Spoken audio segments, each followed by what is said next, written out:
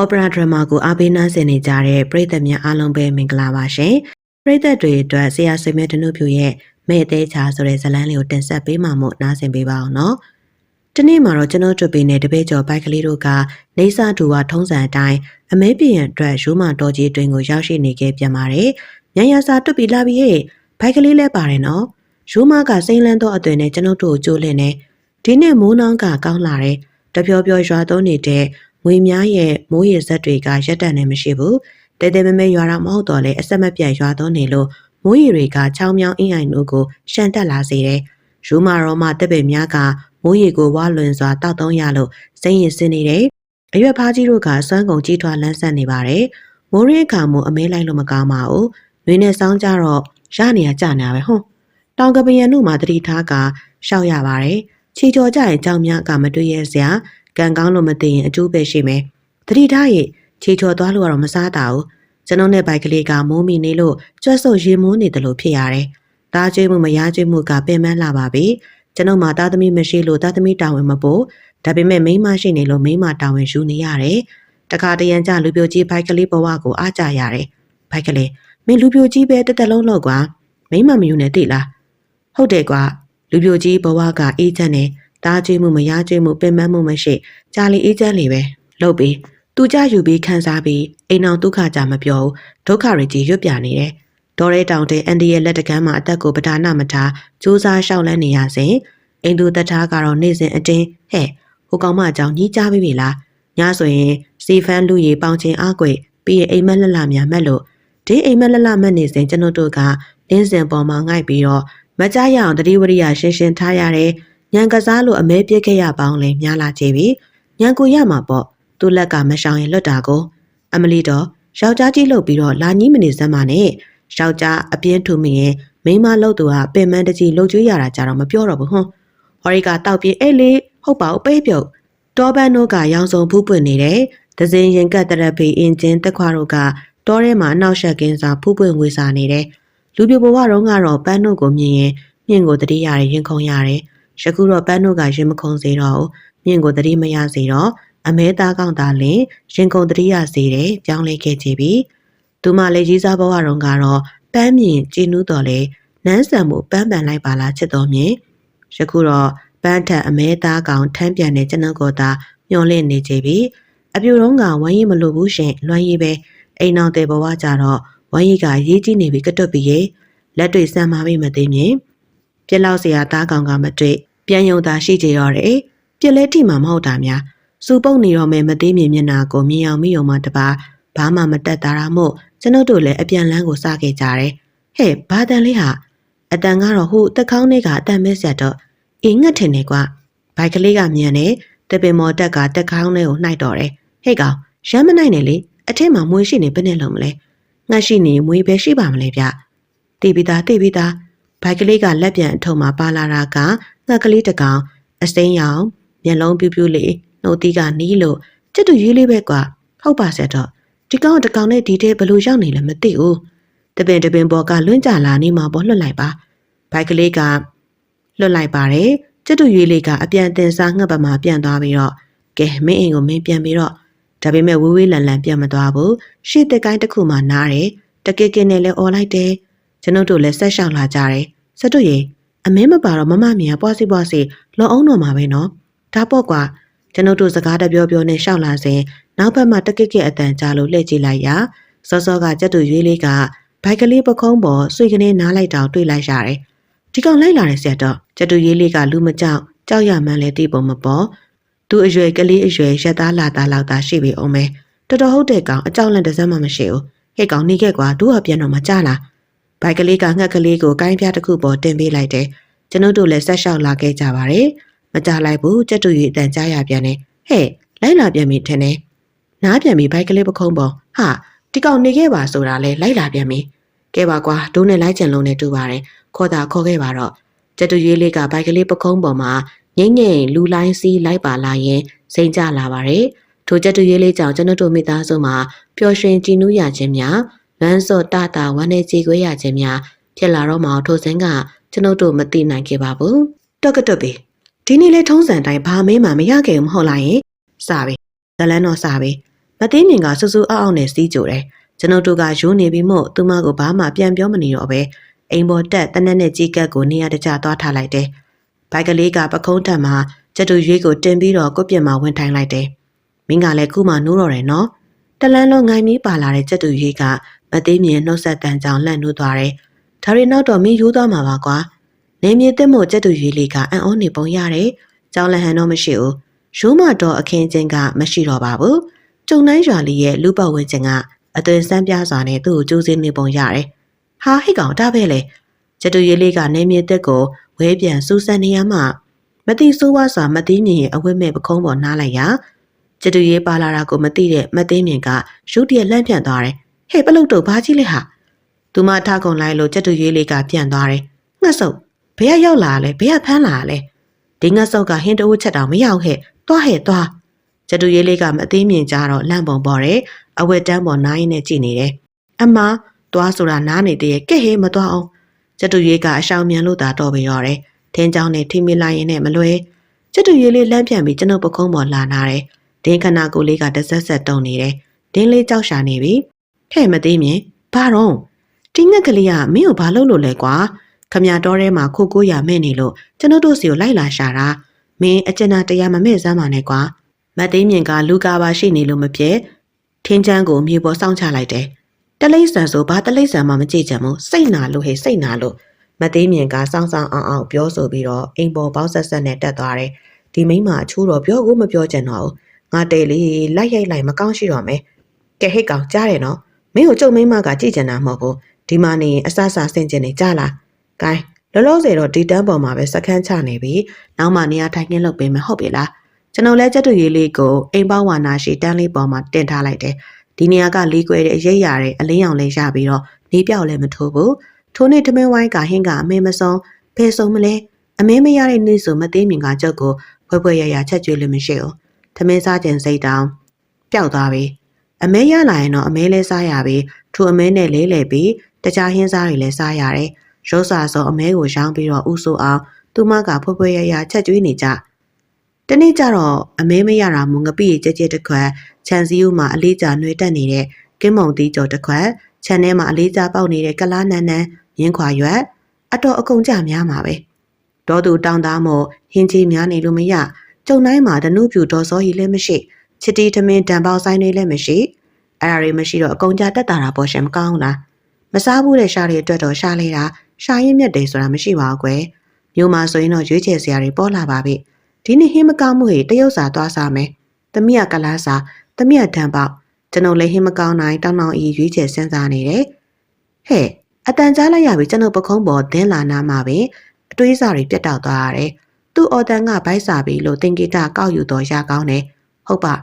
တို့အစားနေကြပြီသူ့ကြတော့မကြွေးဘူးဘိုက်ကလေးရဲ့ပြားဆက်တော့ထမင်းနဲ့ဟင်းနေပြီးတော့ခွက်ကလေးနဲ့ချကျွေးလိုက်စမ်းပါဘိုက်ကလေးကကျွန်တော်စကားကြောင်မိဖို့ကြောင်ဘက်ကိုထထွက်သွားတယ်ဟဲ့ကောင်ခဏနေအောင်မင်းတက်ငပိနဲ့ထမင်းစပယ်ရှယ်သွားနေတယ်တွက်ကတွက်ပြီအနီးကခုနှစ်တန်ချီអော်လိုက်တဲ့မသေးမြင်အတန်ကြောင်ကျွန်ုပ်မှထမင်းပင်တီးသွားတယ်ဘာလဲကွာမင်းကလည်းအလန့်တကြားတော်တို့ယူနေသလားယူနေသလားဟင်ကျွန်ုပ်တို့လားပုံမှန်ပါပဲဘာဖြစ်လို့လဲတော်ဟာလေမုံစိုးလုံနေပြီတလိမ့်ဆန်အထားကြတော့ဒုံးဝေးလာကြလားဟေးဘာဖြစ်လို့လဲတော်ကျက်တူရွေထမင်းနဲ့ငပိရစားတတ်မလားရှင်ဟေးအေးဟုတ်ပါဟေးဘိုက်ကလေးပြားဆက်တော့မင်းကလည်းမစင်းမစားနဲ့ကျက်တူရထမင်းနဲ့ငပိရစားတတ်ပါမလားကွာညံ့မှာကွာဟွန်းသူပဲခုနကလောက်ခိုင်းပြီးတော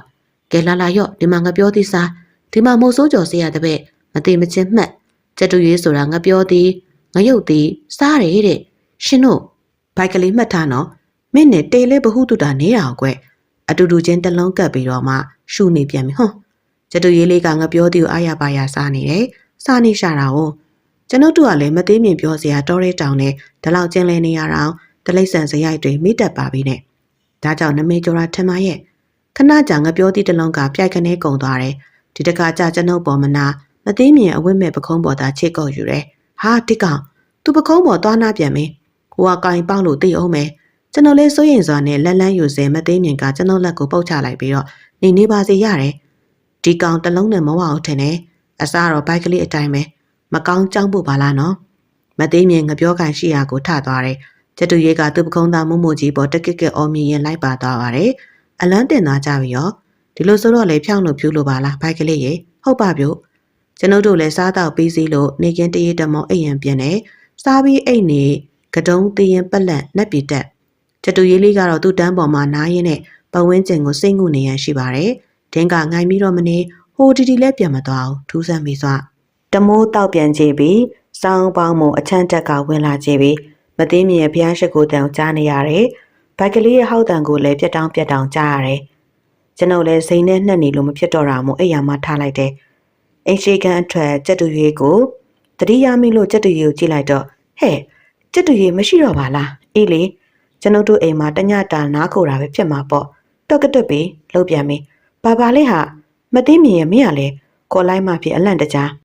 မသိမြင်ကတော့ဒီလိုပါပဲဖះရှိခိုရင်ပြောစရာရှိလှမ်းပြောတတ်တယ်ဖះကိုခဏရက်ခိုင်းထားပုံရတယ်အရှင်ဖះပြောစရာလေးရှိနေလို့ပြောလိုက်ပြရစီအောင်ပြီးမှဆက်ပြီးရှစ်ခုပြရစီဖះဖုန်းကြီးရှိဆိုရင်ဖနှောင်းနဲ့ပေါက်ခံရမှာတေးကြတယ်ရှင်ဟာလေရှေ့ပြောနောက်ကြည့်ညပြောအောက်ကြည့်တဲ့တော်ကြီးတော်တော်နမောနမဲ့နိုင်တဲ့သူတော်ချက်တူကြီးကဒီအင်္ဂါကုတ်နဲ့ကောချတောင်ဆင်းမဲ့ပုံမပေါ်ဘူးတော်ရဲ့မနဲ့အိယာထကျုပ်ဖျားဝတ်ပြုကလေးကကျုပ်ပခုံးပေါ်ပြန်ပြီးတော့လာနာနေတာအခုထိဘယ်မှာဆင်းလို့တော့ဟင်ဟုတ်လားထိုအခါမှကျွန်ုပ်လည်းမသိမြင်သိချကြည့်မိတယ်ချက်တူကြီးကသူမပခုံးပေါ်မှာအငိမ့်သာဒီကောင်ဖျားကြော့နေတာထူးဆန်းပါပဲကွယ်ထို့နောက်ကျွန်ုပ်လည်းမျက်နှာတက်သွားတိုက်ကိုလက်တန့်စင်မှုလုပ်တယ်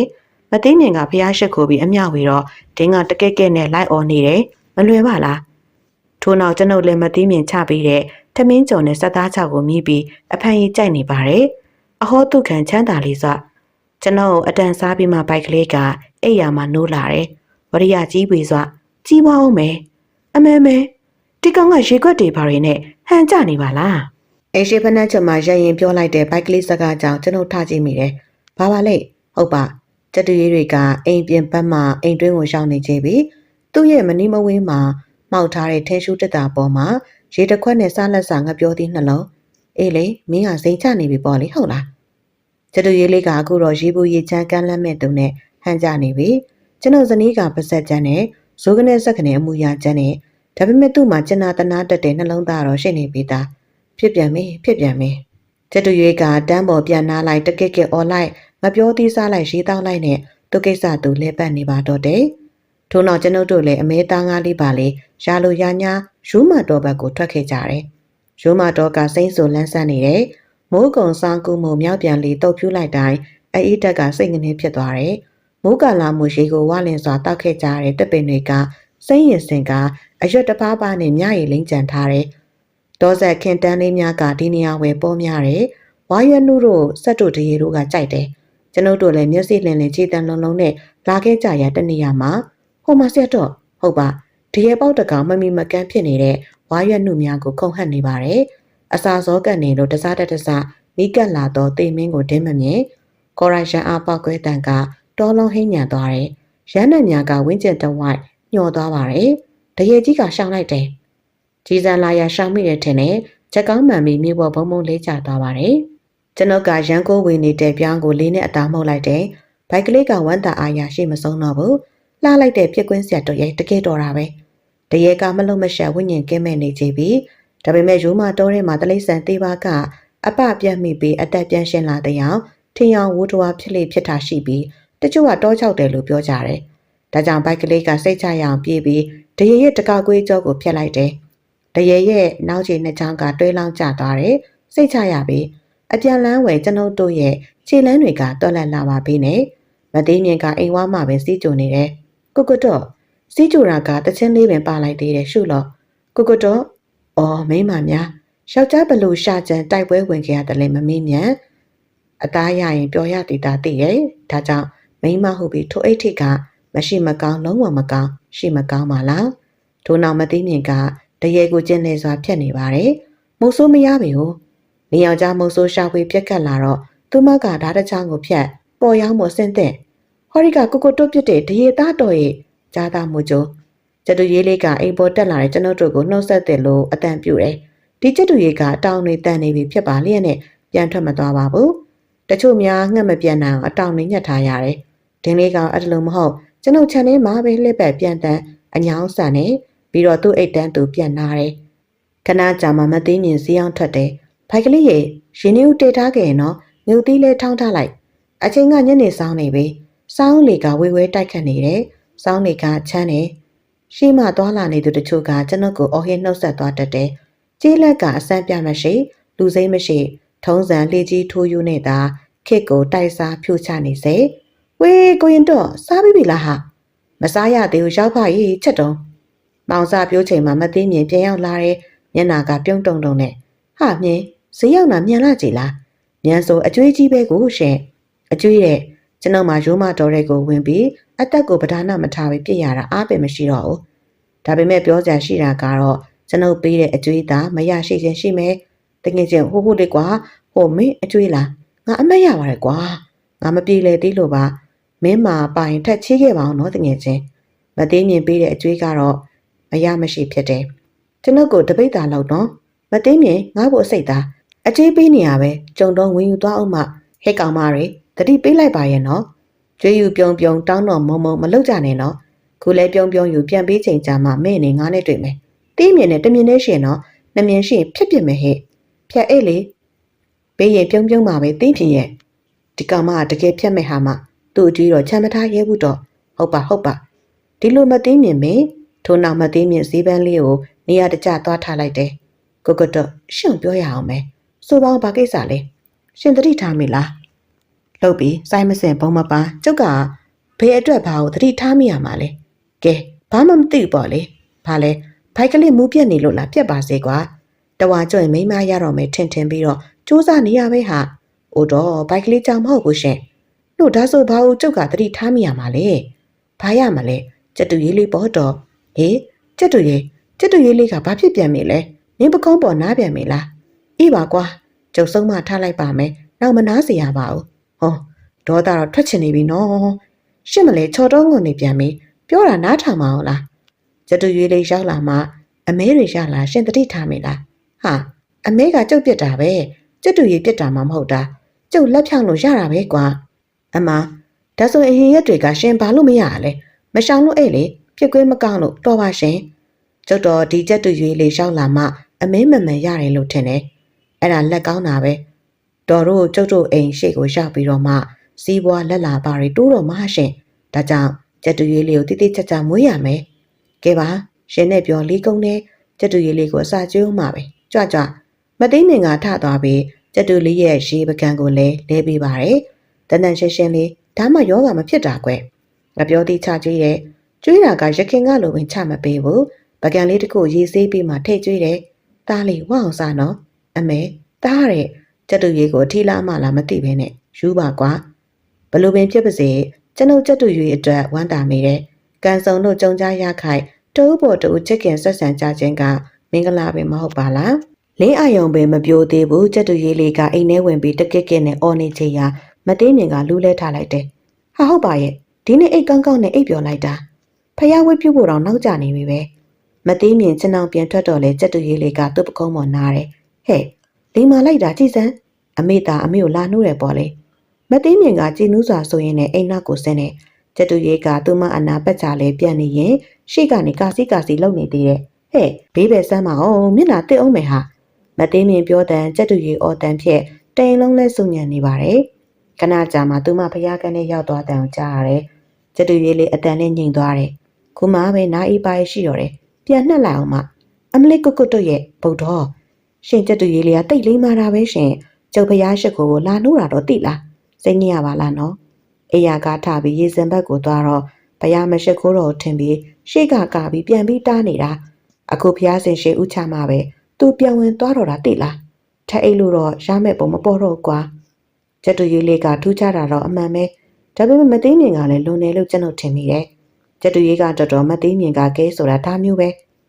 ပြောစရာရှိတာကတော့ထိုမှနောက်ရက်များမှာကျက်တူရေးကမသိမြင်အိယာထနောက်ကြတိုင်းဖျားဝဲပြုတ်ရန်လာနိုးတာကတော့ပုံမှန်လိုဖြစ်နေပါတော့တယ်အေးနိုးပြီသားရေးနိုးပြီကိုတို့ရေသားလေးကိုနာမည်ပေးရအောင်တော့ဖေးကသားလေးကွယ်တို့မှသားသမီးမရှိတာတရွာလုံးအတိဟာတော်ကလည်းဒုံးဝေးလိုက်တာလွန်မာရောဖေးကသားရမှာလေကျက်တူရေးလေးပေါ့တော့ဩကျက်တူရေးကကျက်တူရေးပေါ့နာမည်လိုမထက်မအောင်အိုးသူလည်းတက်ရှိတရဝါပဲတော့ခွေးတွေလည်းနာမည်မှိတ်ကြတာပဲလေသူလည်းလိုတာပေါ့ရှင်သူ့ဘာသာတော်ထဲမှာနေရင်တော့ နာမည်မရှိလဲဘာပြဿနာမှမရှိဘူးအခုကလူတွေအိမ်မှာလာနေရဆိုတော့လူတွေလိုနာမည်မှတ်ရမှာပေါ့ရှင်နိုင်ငံသားစစ်စီကပါပြလိုက်ပါလားဟုတ်အေးလေကွယ်မဲကျင်နေဆိုရင်လည်းမြင်ကြိုက်တဲ့နာမည်မှဲ့လိုက်ပေါ့ဟုတ်ဘူးလားဟုတ်ဘူးဒေါ်လေးစင်စာဘိုက်ကလေးလေးစင်စာခေါင်းလာစားနေပြန်ပြီဒုက္ခမသိမြင်ဘီရိုအာနာကြောင့်ကျွန်တော်ကြက်တူရဲ့နာမည်စင်စာကန်းဝင်ရတယ်ဘာနာမည်မှဲ့ရင်ကောင်းမလဲကျွန်တော်တို့ခက်ကခက်စားခဲ့တဲ့တက်ရှင်မင်းသားနာမည်တွေမှဲ့ရကောင်းမလားဘိုက်ကလေးကလည်းမနေတာအတန်ထွက်စင်စားတယ်ဒွေဝေလူကျော်နေထက်လင်းရှိဝေးရန်ကျက်တူရဲ့နာမည်ရှိခြင်းမရှိခြင်းကတို့အတွက်အရေးမကြီးဒါပေမဲ့မသိမြင်အညိုညင်မခံရစေရန်ကျွန်တော်နဲ့ဘိုက်ကလေးကလည်းမိပွင့်လူမတက်ခေါင်းပူအောင်စဉ်းစားရတယ်ကျွန်တော်တို့မှာမြန်မာရောကဘာပါမကြံစေရန်နာမည်ကျော်လူနာမည်များခေါင်းချောင်စဉ်းစားနေခိုင်မသိမြင်ကကောက်ကငင်ကနာမည်ပေးလိုက်ပါတယ်တော်တို့နဲ့တော့ဒီနာမည်လေးအောင်တလောက်စဉ်းစားရတယ်လို့ရွှေခဲပေါ်တော့ကျက်တူရေးဆိုလူတိုင်းကရွှေခဲလို့မဲ့နေရပဲညံ့မှာတော့ကြည့်သူဘာသာသူကျက်တူရေးကိုရွှေခဲလို့နာမည်ပေးခြင်းနေရပေးလိုက်တာမဟုတ်ဘူးကျွန်တော်နဲ့ဘိုက်ကလေးကိုအပိုလုပ်ပြီးတော့အုံနောက်ပူအောင်လူတွေကိုအားရရမှတ်နေဟောအမှန်ကသူမနာမည်ရွေးပြီးဖြစ်ပေမဲ့လေသူဘာသာပေးလိုက်ပါကမတက်တာမှဆိုလို့ကျွန်တော်နဲ့ဘိုက်ကလေးကိုပါဝင်ပြီးတော့စဉ်းစားခိုင်းခြင်းဖြစ်ပါတယ်အဆုံးကြတော့ကျွန်တော်တို့ပြီးခဲ့နာမည်ကိုအားလုံးပယ်ချကသူရွေးတဲ့နာမည်ကိုသာအတိပြုတယ်ဘီရိုအာနာသုံးနဲ့မိမှာပဲရွှေခဲဆိုတာအကောင်းဆုံးဒီလိုနဲ့ကျက်တူရေးလေးရွှေခဲနာမည်ရတဲ့နေ့မှစပြီးမသိမြင့်တဲ့ဘိုက်ကလေးတို့မှာအလုပ်တစ်ခုပို့ခဲ့တော့တယ်၎င်းမှာကျက်တူရေးကိုစကားတင်ပေးခြင်းပဲရွှေခဲရေခညာလို့ထူခညာအားလုံးကြကြသမျှအမြယူရောမူကြပါကုန်းသားတို့အမြဝေသူကမသိမြင်ဒါတို့ခေါ်သူကရွှေခဲနဲ့မသိမြင်ကဘုရားရှိခိုးအမြတန်းဝေတာကအစအပေးယူတဲ့နေပါတယ်ရွှေခဲကစကားတော်တက်နေပြီဖြစ်တယ်ဥပိုက်ကလေးအိတ်ပုတ်ကြီးမနေနဲ့နေပင်ထိုးနေပြီးထမျက်နာတစ်တမင်းကျော်စာကြောင်းသွားရောင်းလို့အမဲပြစ်ဖို့သွားထရွှေခဲရလဲကွာအစောကြီးရှိသေးရဲ့ကွာတောဆက်မှာကွာစောအိတ်ထပြုတ်ကျင့်ကတွင်းပါကိုခန္ဓာယောဂခတ်သိမ်းရှောင်းခွာတိန်ကင်းစင်လွန်ချမ်းသာအောင်မဲကျက်တူရေးကလည်းဥပိုက်ကလေးပဲတင်ပေးထားတာပဲလေဘိုက်ကလေးကသူ့တက်နဲ့သူစူးနေပြီးမို့အိယာကနေမထကျင်ထကမျက်နာသွားသိရပါတယ်အာကကျက်တူရေးပင်ဒင်းကိုစကားသွားတင်ပေးမိတာမှားပဲထို့နောက်ကျွန်ုပ်နဲ့ဘိုက်ကလေးတို့လည်းတမင်းကျော်စားနေကြစဉ်ကုတုရေဟောဒီမှာကြည်စမ်းမလာဘူးလားမသိမြင်ကလှောင်လေးတစ်ခုယူလာပြီးပြတယ်လှောင်လေးကသူ့ကျိုးသေးသေးလေးနဲ့အကွက်ဖော်ထားတယ်ရှေ့မှာအစာသွင်းထုတ်ရန်တကားပါပြီးတော့တိုင်လုံးပုံစံပေါ်မှာချိတ်ဆွဲရန်မှောက်ရက်ပုံစံရှိပြီးတော့ဂွင်းတစ်ခုရှိပါတယ်။မိရဒါကိုဘယ်ရမနေ့ကတာတွေညိုင်သားမြို့သွားတော့မှားလိုက်တာလေကျွန်တော်တော့မသိလိုက်ပါလား။အိုးဒါဘာလို့ဖို့တော့ရွှေခဲလီတော့ဒါလေးရွှေခဲကိုထည့်ထားဖို့ပေါ့။ဟာရွှေခဲကသူ့ဘာသာသူတန်းပေါ်နေရမဟုတ်လား။အိုးဟုတ်တယ်ဒါပေမဲ့ပေါ့တလိမ့်ဆန်ဆိုတာအစိုးရတာမှတ်လို့မတော်ရိုးမာတွေပြန်ပြေးသွားဘယ်နဲ့လုံးမလဲ။အမေရွှေခဲရောက်လာတဲ့နေ့ကတင်းပေါက်ချမ်းနဲ့ပြစ်သေးတယ်မဟုတ်လား။ဟုတ်တော့ဒါကိုပဲတစိတ်ရှိအနာလုံနေပြီးတော့လာပြောမနေစမ်းပါနဲ့အဲ့ဒါလို့ရွှေခဲကိုတုံးနဲ့ပြစ်မိတာကိုအခုချိန်ပြန်တွေးတိုင်းစိတ်မကောင်းဖြစ်လွန်းလို့ဟော်ရီလက်ဒင်းပြစ်လိုက်တာကိဟေပြစ်အောင်မသိမြင်တန်ကချက်ချင်းငိုတန်ပါလာတယ်သူမအမှန်တကယ်စိတ်ထိတ်ခိုက်သွားလို့သူမညာလက်ကိုဘဲလဲဖြစ်ထုနေပါတယ်ကျွန်တော်လည်းသူမပုံစံကိုကြည့်ပြီးတော့ဟမဆောင်နိုင်တော့ဘူးမသိမြင်ရဲ့ယူပါကွာမင်းနဲ့ကွာရွှေခဲကဘာမှဖြစ်တာမဟုတ်တာပဲဘယ်နဲ့ကိုထုနေနေရတော့ဟုတ်ပါဟောပို့ပါပြစ်တုံးကတော့သူအခုကြတော့လေပြစ်မိအပြစ်ပေးမိပြန်တဲ့ပြောကိုမပြောချင်တော့ဘူးမသိမြင်ကကျွန်တော်ကိုမျက်စောင်းတစ်ချက်ခဲလိုက်ပြီးရွှေခဲရှိရာကိုထသွားတယ်မိမများပိုခြင်းလဲသူတို့ထက်သားသူမရှိတော့ဘူးရွှေခဲရေစားကောင်းလားကောင်းနေမင်းမြင်အေးရောတောက်ပြီလားပြီးပြီမင်းမြင်အေးတားရေးရွှေခဲဟောဒီမှာကြည့်စမ်းဘာလဲအဲ့ဒါငါသားနေဖို့မင်းမြင်ဝယ်လာတဲ့အိမ်လေးလေမလာဘူးလားနောက်ဆိုရင်ဒီအိမ်ထဲမှာပဲနေတော့တာမသိမြင်ကရွှေခဲကိုလောင်အိမ်ထဲကိုဖမ်းထည့်လိုက်ပါတယ်ရွှေခဲကဘာမှမသိဘူးလောင်အိမ်ထဲမှာပြူးကြောင်နဲ့မသိမြင်ကိုကြည့်နေရှာတယ်ဟုတ်ပြီဟဲ့ငါသားကအိမ်ပိုင်ရှင်ကြီးဖြစ်သွားပြီဟဲ့ထို့နောက်မသိမြင်ကငပြောသည့်ပကံနဲ့ရေခွက်ကိုထည့်ပေးရဲ့စားတော့တာမင်းမြင်ထမျိုးသွားတင်လိုက်အောင်မသိလား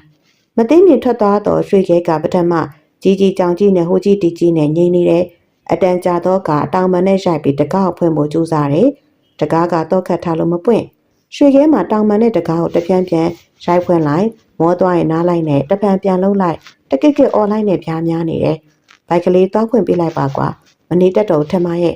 ဘိုက်ကလေးတကားပွင့်ပေးရန်လှောင်ရဲ့အနားကိုကတ်သွားဟဲ့ဘိုက်ကလေးဘာလို့မလို့လဲဟိန်းထွက်လာတဲ့မသိမြင်အတန်ကြောင့်ဘိုက်ကလေးတွန့်သွားရှာတယ်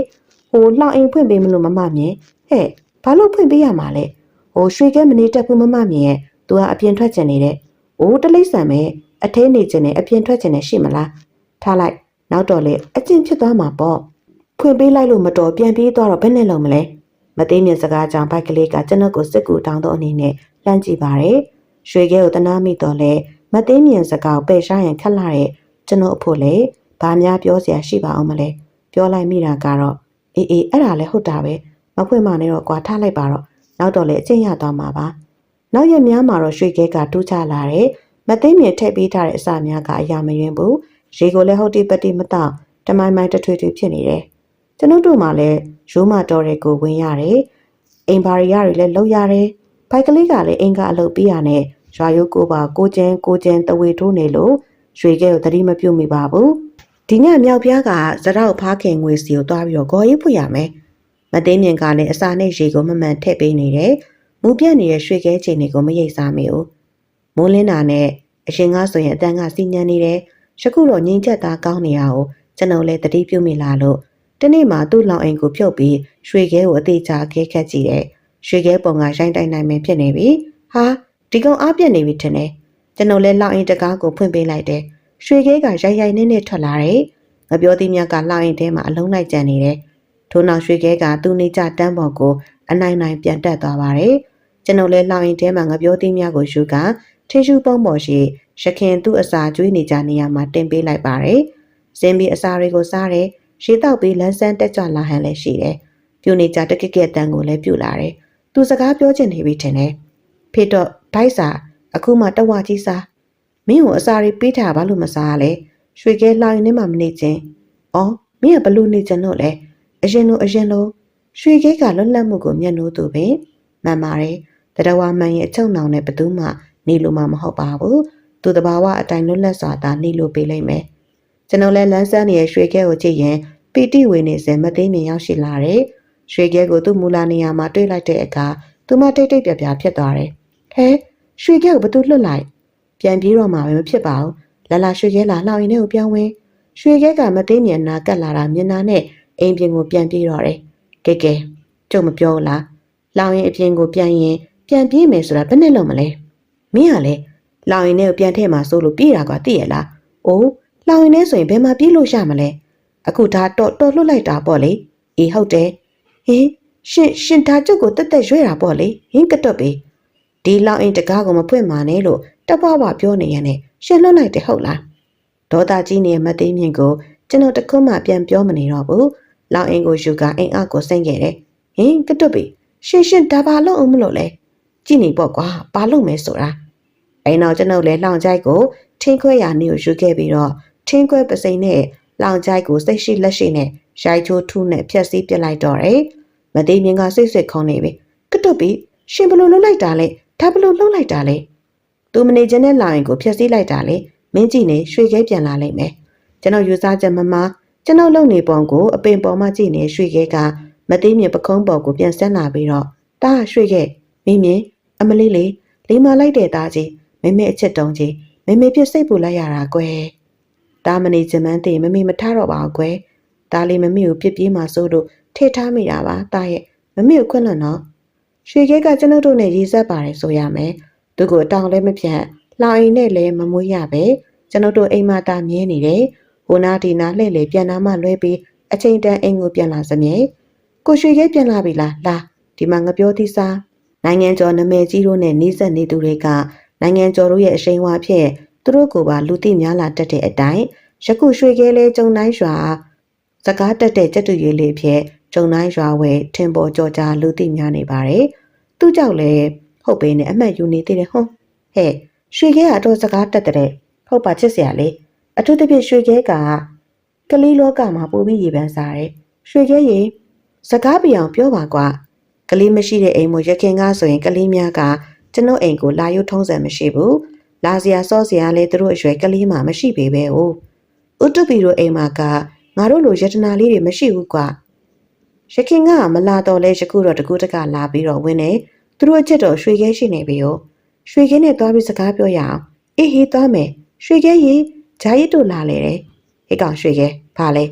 မင်းစားပြီလားအေးမင်းကငပြောသေးကြီးနေတိုင်းစားနေရတာမနှိပ်ပါဘူးဗျာငပြောသေးစားမှအားရှိတာပုတုရဟုတ်တယ်ရွှေခဲရငါတို့လိုကြက်သားတွေဝက်သားတွေစားပါလားကွာတိတ်ကောင်းတာအသားမစားငါကတက်တက်လွန်မင်းလွတ်ပဲစားတယ်ကွာဂျာရစ်ရအမေရွှေခဲမင်းကလေတိတ်ကိုကြီးကျယ်ဟွန်းကြီးမကျဲလာရတာပေါ့ဟာတိတိလေးနဲ့ကျဲချင်းဒုက္ခတွေ့သွားမှာပေါ့မိုးကြီးရဟာမိုးကြီးခံသွားရပြီဟဲ့ရွှေကြီးကတော့ပိုင်တယ်ဟဲ့ကြက်ကြလက်ကြောင်ပြန်ပြောနိုင်တယ်ဟုတ်ပါဟေးဟုတ်ပါစကားတုံးမကန်ပြန်ပြောနေတဲ့ရွှေကြီးကြောင့်ကလေးတတိုက်တဝါဝါနဲ့ပွဲကြနေပါတယ်ရွှေကြီးကစကားတိတ်တက်တယ်လူကြနေရပဲနော်ပုတုတက်တာပေါ့ကွာဥပိုက်ကလေးကနေတိုင်းတင်ပေးထားတာကျောင်းချိန်နီးနေပြီရွှေကြီးထူသွားမယ်အေးကြိုးစားတယ်ရွှေကြီးမင်းကတို့ပဲတင်ခိုင်းနေတာမင်းရောစားလိုက်တယ်မလားကွာအေးလိုက်မယ်ဟေးရွှေကဲလေးចောင်းကိုလိုက်မယ်ကွာဟေးရွှေကဲကိုဘယ်ခေါ်တော့မလို့လဲចောင်းကိုပါဦးလေးတော်ရစိတ်ကြပါကျွန်တော်တို့ဆက်ဆက်ပြန်ပို့ပေးပါမယ်ရွှေကဲကရှေ့မှဦးဆောင်ပြန်တန်းသွားတယ်ကလေးတတိုက်ကတပြောတပားနဲ့အနောက်မှာပြေးလိုက်သွားကြတယ်ရွှေကဲပါကြုံတိုင်းရွာသားတူဖြစ်နေပြီကျွန်တော်လည်းရွှေကဲနဲ့ကလေးတတိုက်ကိုမျက်စိတစုံကြည့်နေလိုက်ပြီးမှအိရှိကုတ်ပြဝဲပြန်ထိုင်ရင်အဖန်ကြီးကြိုက်နေတယ်ဒီနေ့စောင်းဝင်စောတယ်နင်းရှိတော်ပြေးများကနေတိုင်းကြပြီးနေမင်းကနှင်းတူကိုစူးစားဖောက်ထွင်းနေပါတယ်စွန်းတော်ဖြို့အလိုစွန်းတော်အောင်ကြွလာပါရောလားကျွန်ုပ်လည်းခုကတ်ထားတဲ့စွန်းဟင်းများကိုလောင်းလိုပါတယ်မသိမြင်ကပြန်မလာသေးဘူးတိတ်မကြလိုက်ဘူးမသိမြင်တယောက်ပြန်လာတယ်အမောပဲမဖြစ်အားသေးဘူးသူမေးတာကကိုတို့ရရွှေခဲရောမင်းနဲ့ကွာအမောပန်းလေးပါလေးဖြည့်ပါအောင်ဖြစ်ပေါ့ကွာမဖြစ်နိုင်မှုတော့ရင်ဘယ်မလဲကျုပ်သားရွှေခဲဟိုကောင်းတွေဂျာရစ်တို့ចောင်းသွားတာကိုလိုက်သွားလေရဲ့ဟင်တော်တော်ချေများကျင်တဲ့ကောင်ဒင်းတော်လားလိုက်ခေါ်လိုက်အောင်မယ်ဟေးနေပါစေကွာဟိုကောင်တွေပြန်ပို့ပေးပါမယ်တဲ့မသိမြင်ကကျွန်တော်ကိုခွန်းတော့ပြန်မနေတော့ဘူးပေါက်ဆက်နဲ့ထွက်သွားကြပြီစက်တို့ရဲ့မသိမြပဲသွားရလဲចောင်းနဲ့ဟေးចောင်းနဲ့ဆရာလေးကိုကြည်နိုင်ចောင်းနဲ့ကျွန်တော်တို့အိမ်မှာဝေးလာတာမဟုတ်ဘူးဒါပေမဲ့အကဲပါလာတဲ့မသိမြင်မင်းခဏကြာမှရွှေခဲကိုပကုံးပေါ်ထမ်းတင်လျက်မသိမြင်ပြန်ရောက်လာတယ်သူ့မျက်နှာကလည်းပြုံးလို့အမလေးကိုတွေ့ရဲ့မပြောချင်ဘူးဆိုတဲ့လေတန်ကတော့နားကြီးအောင်မဲ့သဘောဒင်းကလေစာတင်ကန်းထဲမှာအကြနာစာအပ်နေတော့ဟေးဟုတ်လားစာအပ်နေတယ်ဟုတ်ပါကာကီခခခိတက်ပါဟုတ်ပါရွှေကြီးဟာစာရီဘာတွေတော်တော်တက်လာပါလားတက်မှာဘောရှင်သူကဆရာလေးရဲ့ခုံပေါ်မှာအကြနာပြီးတော့ចောင်းသားတွေနဲ့အတူစာလိုက်စုံနေရတော့တဒန်းလုံးကသဘောကျလွန်လို့ရွှေခဲကိုချက်လိုက်ကြတာပေါ့တော့ဆရာလေးဆိုရင်လည်းအံ့ဩပြီးသဘောတွေကျလို့အေးမမမြင်ရဲ့ရွှေခဲလောက်မှတ်ညံကောင်းတဲ့ကြက်တူရဲ့ကျွန်တော်မတွေ့ဘူးအခုကလေးတွေနဲ့အတူလိုက်စုံနိုင်တာကိုကြည့်ကျုပ်သားရွှေခဲသားစာတင်လိုက်ရရင်ဘိုက်ကလေးထက်တာမရှိသိလားဟင်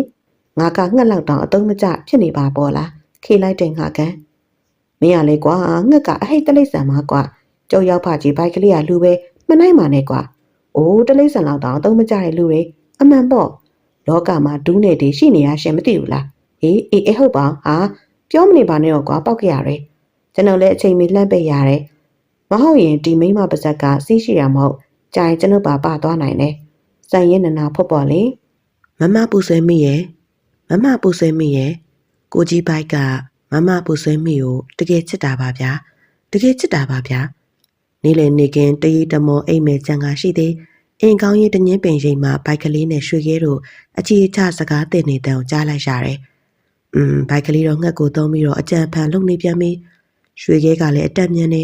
ဘိုက်ကလေးနှုတ်တိုက်ချပေးတာကိုခဏချင်းပေါက်ပြောနိုင်ကြောင်းတွေ့ရတယ်မမပူဆွဲမိရဲ့ကိုကြီးဘိုက်ကလေးကမမပူဆွဲမျိုးတကယ်ချစ်တာပါဗျာဟုတ်ရောကွာပြန်ချစ်လိုက်ပါနော်သူကပြန်ချစ်လိုက်ပါနော်တော့ပါလိုက်သေးတယ်ကိုတက်ပါရဲ့ဆက်တော့အိတ်နေလားဗျဘာတူလဲရဲ့ဩစောကြည့်ပါလားလာလေကွာမအိတ်သေးပါဘူးခဏလှဲနေရပါဆိုပါကိစ္စမရှိပါဘူးဗျာအလေးတက်ပါဒါနဲ့ဟိုကောင်ဘိုက်ကလေးရောဟိုကောင်းရင်မှလေရွှေခဲကိုစကားတင်ပေးနေလေရဲ့နားထောင်ကြည့်ပါလားစကားတင်နေတယ်တိုက်ဆိုင်မင်းစောကြီးနာအဆွတ်မှာရွှေခဲရဲ့အတန်းဆဆလေးထွက်ပေါ်လာတယ်မမပူဆွဲမိရဲ့ကိုကြီးဘိုက်က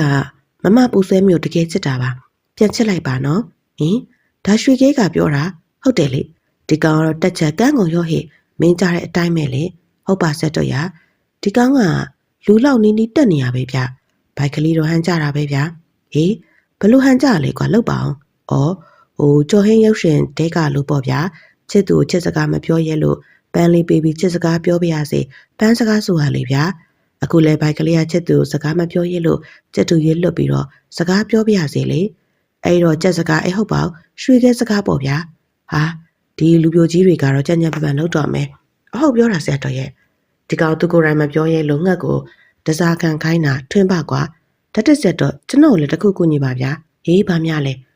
ဒီတခါဆရာတော်တော်တဲ့ဝင်ကျုပ်အတွက်လေကျတူရဲ့တကောင်တော့ရှာပေးပါနော်ဟမ်မင်းကလေကလေးတွေကြာနေရမယ်ဘာလို့ကိုလဲဟာ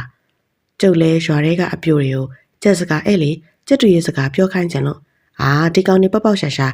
ရေးစကားပြောတာပဲကိုယ့်ဘာသာကိုပြောဖို့ဟာဘယ်နဲ့တလိษံကိုခိုက်နေရလဲတော့ကြမင်းတို့တလိษံများညှဉ်းပန်းမှုဥပဒေနဲ့ညှိစွန်းပြီးအမှုပတ်နေပါအောင်မယ်ကျွန်တော်ခုတုံးလုပ်တယ်တရားစွဲပေးပါစက်တုတ်ကလည်းဗျာအပြောင်ပြောနေပြန်ပါပြီလူပြိုကြီးစောတမောင်ကရွှေခဲရဲ့ဘိုက်ကလေးကိုစားချစ်ခွဲပန်စကားပြောတန်ကိုနားဆင်ရင်မယိုးမရွဖြစ်နေရှာတယ်ထူးဆန်းပါပြီလူပြိုကြီးတွေစွန်းတော်မင်းမြင်စွန်းတော်ပြို့အေးလာပြီသားရီလာပြီတက္ကမကြီးတို့ချက်တူရွေးကတဲတက်ပါလားကွယ်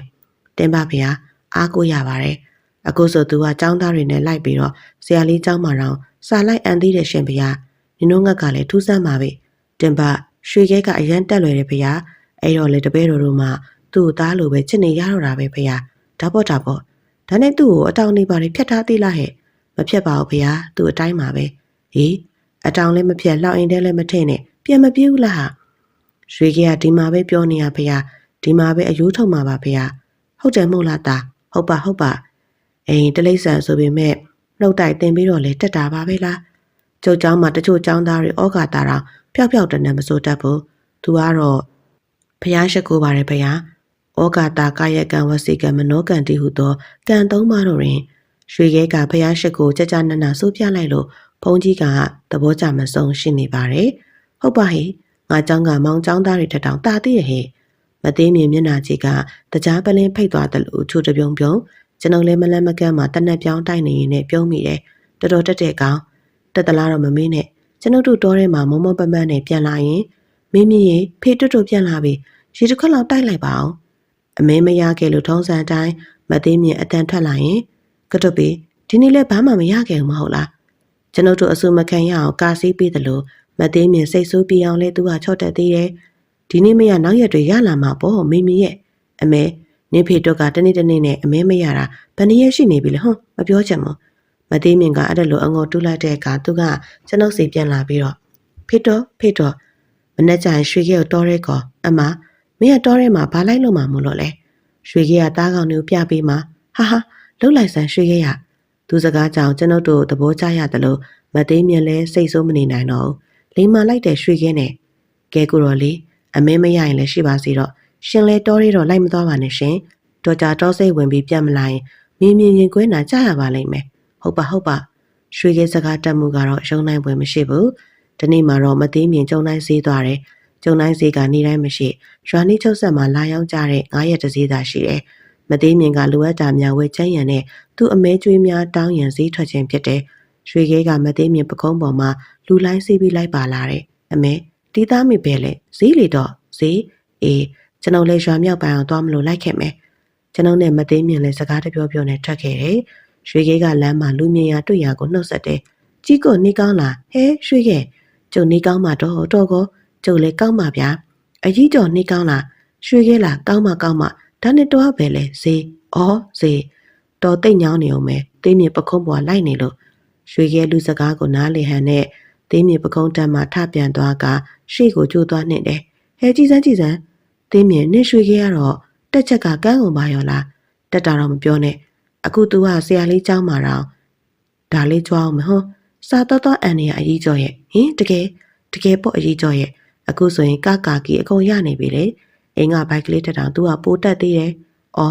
ဘိုက်ကလေးတို့များကုတုကန်ဆိုပါငှက်လောက်တောင်အုံတော့မပြေးရှာဘူးဈေးရောက်တဲ့အခါမသိမြင်ကစုံစင်းနှစ်ပါးဆောင်ရှောက်ဝင်နေကျွန်တော်လည်းဘူးတူတာအလုံးကရှောက်ပါနေတယ်အမှန်တော့မသိမြင်နဲ့ကျွန်တော်ဈေးမလိုက်လို့မိမများကတဲဈေးစစ်တာကိုကဲပတ်စံမလျှော့ရင်လည်းနေအစ်စ်တော်ပဲဟုတ်ပြီလားမရတသက်ကခြိုင်းနေပါလားတော့ ကျွန်ုပ်တို့ယောက်ျားကြီးတွေကဈေးမစစ်တက်ဈေးမစစ်ရဲဈေးမစစ်ချင်းအာနာပြီးတော့ဈေးမေးတယ်ပြီးတော့ပတ်ကနေပြီးဝယ်တာများတယ်ဈေးတဲ့နှစ်သမျှခံလိုက်ပေါ့လေမသိမြင်ကအဲ့လိုမဟုတ်ဘူးငွေကိုနင်းနိုင်သမျှနည်းနည်းထွက်စီရန်ဈေးတဲ့ကိုဈေးစစ်ချင်းဖြစ်အရေးညစ်တယ်ချင်းငါးသည့်ဘလောက်တော့တစ်လုံးငါးချက်20ဘူးငါလုံးအိုးများလိုက်တာတစ်လုံး2ချက်ထား10လုံးယူမယ်မရပါဘူးမသိမြင်ရဲ့ဒါကကျုပ်တို့ချမ်းထွက်မဟုတ်ဘူးတဆင့်ယူရောင်းတာပါဖောက်တဲ့ဈေးတင်တစ်လုံး4ချက်ရှိတယ်အိုးထားလိုက်ပါမရရင်တော့မယူတော့ဘူးကဲ3ချက်ခွဲနဲ့ယူဟုတ်လားအိုး2ချက်ပဲ2ချက်တော့မရထားပါအမေကြီးရဲ့ရှော့ပါအမေကြီးဟဲ့ရွှေခဲကဈေးစစ်တယ်ဟုတ်ပါစကားတက်လိုက်တဲ့ရွှေခဲချစ်စရာလေးကဲရွှေခဲဈေးစစ်ကောင်းလို့ချုပ်ပေးလိုက်မယ်ယူပါတော့ယူသေးမြင်ယူတဲ့ရွှေခဲတရင်ကချက်ချင်းပင်ဈေးတွင်ကိုပြန့်သွားတယ်ကျတူရွေးကဈေးစစ်တဲ့ဂျာနေသမားတွေတိလို့ကတော့အပြေးလာကြမှာတချို့ရွှေခဲကိုတကူးတကလာကြည့်တယ်စကားပြောကြည့်တယ်ရွှေခဲကလည်းကွန်းတော်မကန်ပြန်ပြောတယ်လူပရိသတ်ကတဝဝတဟာဟဲ့ရွှေခဲဒူးနေခဲ့ပါလားနေချမောင်ညီတို့ကဘာကျွေးနိုင်လို့လဲအမေနေကြိုက်တဲ့ငပြောသီးဆိုင်မှာအဖိလိုက်တိလားနေချမောင်စားချမောင်တက်လဲတက်တဲ့ကောင်ရွှေခဲကိုချစ်ကြလို့ဈေးတယ်များကရွှေခဲဘိုးဆိုပြီးတော့ပေးကြတာကမသိမြင်တော်ပင်တည်ရတယ်မျက်နှာပွင့်လာတဲ့ရွှေခဲပင်ရော့ရွှေခဲဘုံငပြောသည်ငါတို့ကြတော့ခဲနဲ့ထုရိုက်လူတွေမတရားဘူးရော့ရွှေခဲဘို့ရုံးပရိသေးရော့ရွှေခဲနင်းစားဖို့ငရုတ်သေးထိုနေ့မှစပြီးရွှေခဲတဲ့င်းကရွာနေချုပ်ဆက်ထိပြန့်နှံ့သွားပြီးတော့စကားတက်တဲ့ကြက်တူရွေးလို့ဆိုကကျွန်တော်အိမ်ကိုလာကြည့်ကြတယ်စကားတက်လာတဲ့တချို့ကခီးသွားဟန်လွယ်တချို့ကြတော့တကူးတကလာကြည့်သူတိုင်းလဲစားစရာပြီးသွားချေရရွှေခဲဖို့ကျွန်ုပ်တို့မှာရွှေခဲအကြောင်းပြုပြီးအသေးအရွယ်များမဝေရမခုရတော့ဘူးအန်ကြားလာပြီစွာအမကြတာကကျွန်ုပ်နဲ့ပိုက်ကလေးထမင်းဆိုင်သူများအသက်လေးပါမှာမြူကြသူတွေကရခုတော့ကြမ်းဖက်အထင်ကြီးစရာဖြစ်နေရကြပြီဥတုပီတို့များတော်ရဲကွာမုံဆိုးလုံးနေပြီမယ်နေတိုင်းတက်လို့စားတယ်ဘိုက်ကလေးမှလည်းထမင်းဝိုင်းဝင်တိုင်းတရှုပ်ရှုပ်တမဲမဲ့ဒီနေ့လည်းတက်လွတ်ပါပဲလားရွှေရဲရေကြိုင်တို့လည်းမင်းဆက်ကိုဝင်ရလိမ့်မယ်ဟဲ့သူမခံစားနိုင်တော့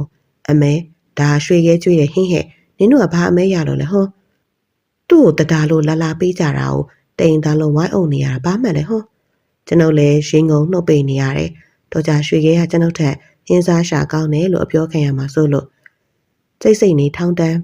စိုးတာဆိုတဲ့အပြောကတော့မလွယ်ပါဘူးတွတ်ပြီးရှင်အမဲပြစ်မနေနဲ့လေရွာနေချုံဆက်ကခြုံနေမှာအလေးကျပေါက်နေတဲ့ကင်းမုံ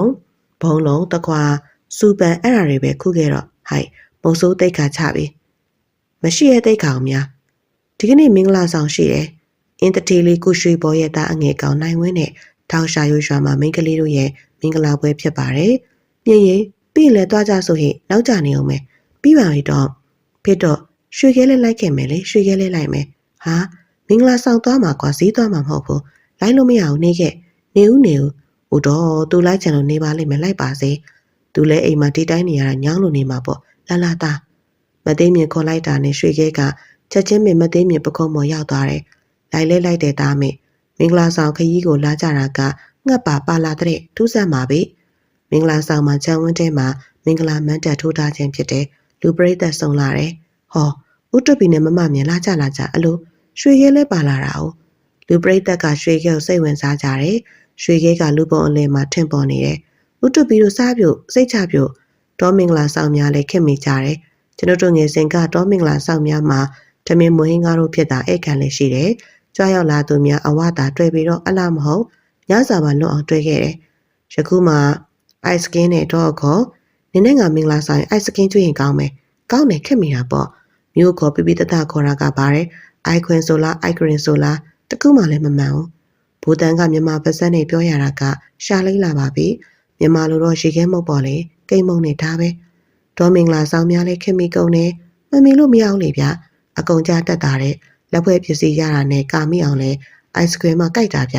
ထမင်းဆိုရင်အခုသားစင်ငါးစီနဲ့အိတ်ဆိုင်နေရမယ်ဟုတ်ပါပြီမှန်ပါပြီ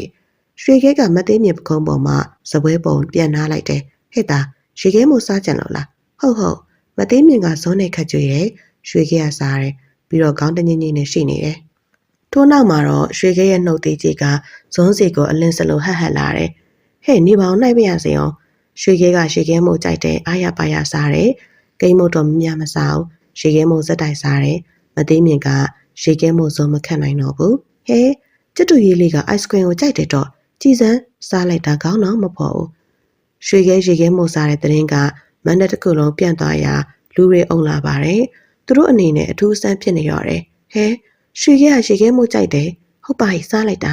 သူတို့သားသူတို့သမီးကပြောမစုံဟေးရွှေခဲအတွက်ရေခဲမို့ချပြီးအောင်ရွှေခဲကရေခဲမို့ကိုတထိုင်နဲ့ပြင်ငါးပွဲစားပြစ်လိုက်တယ်ပြင်းအောင်ပြင်းသေးတယ်အလူရှင်ကလည်းလူတွေကိုသာတစ်ခွက်စီသတ်မှတ်ပြီးမဲ့ထူးဆန်းလာတဲ့စက်တူရေးကြတော့တွန့်တိုချင်းမရှိအရှံပေကျွေးတယ်ဟေးရေခဲမို့ချပါအောင်ကွာကုံသွားပြန်ပြီ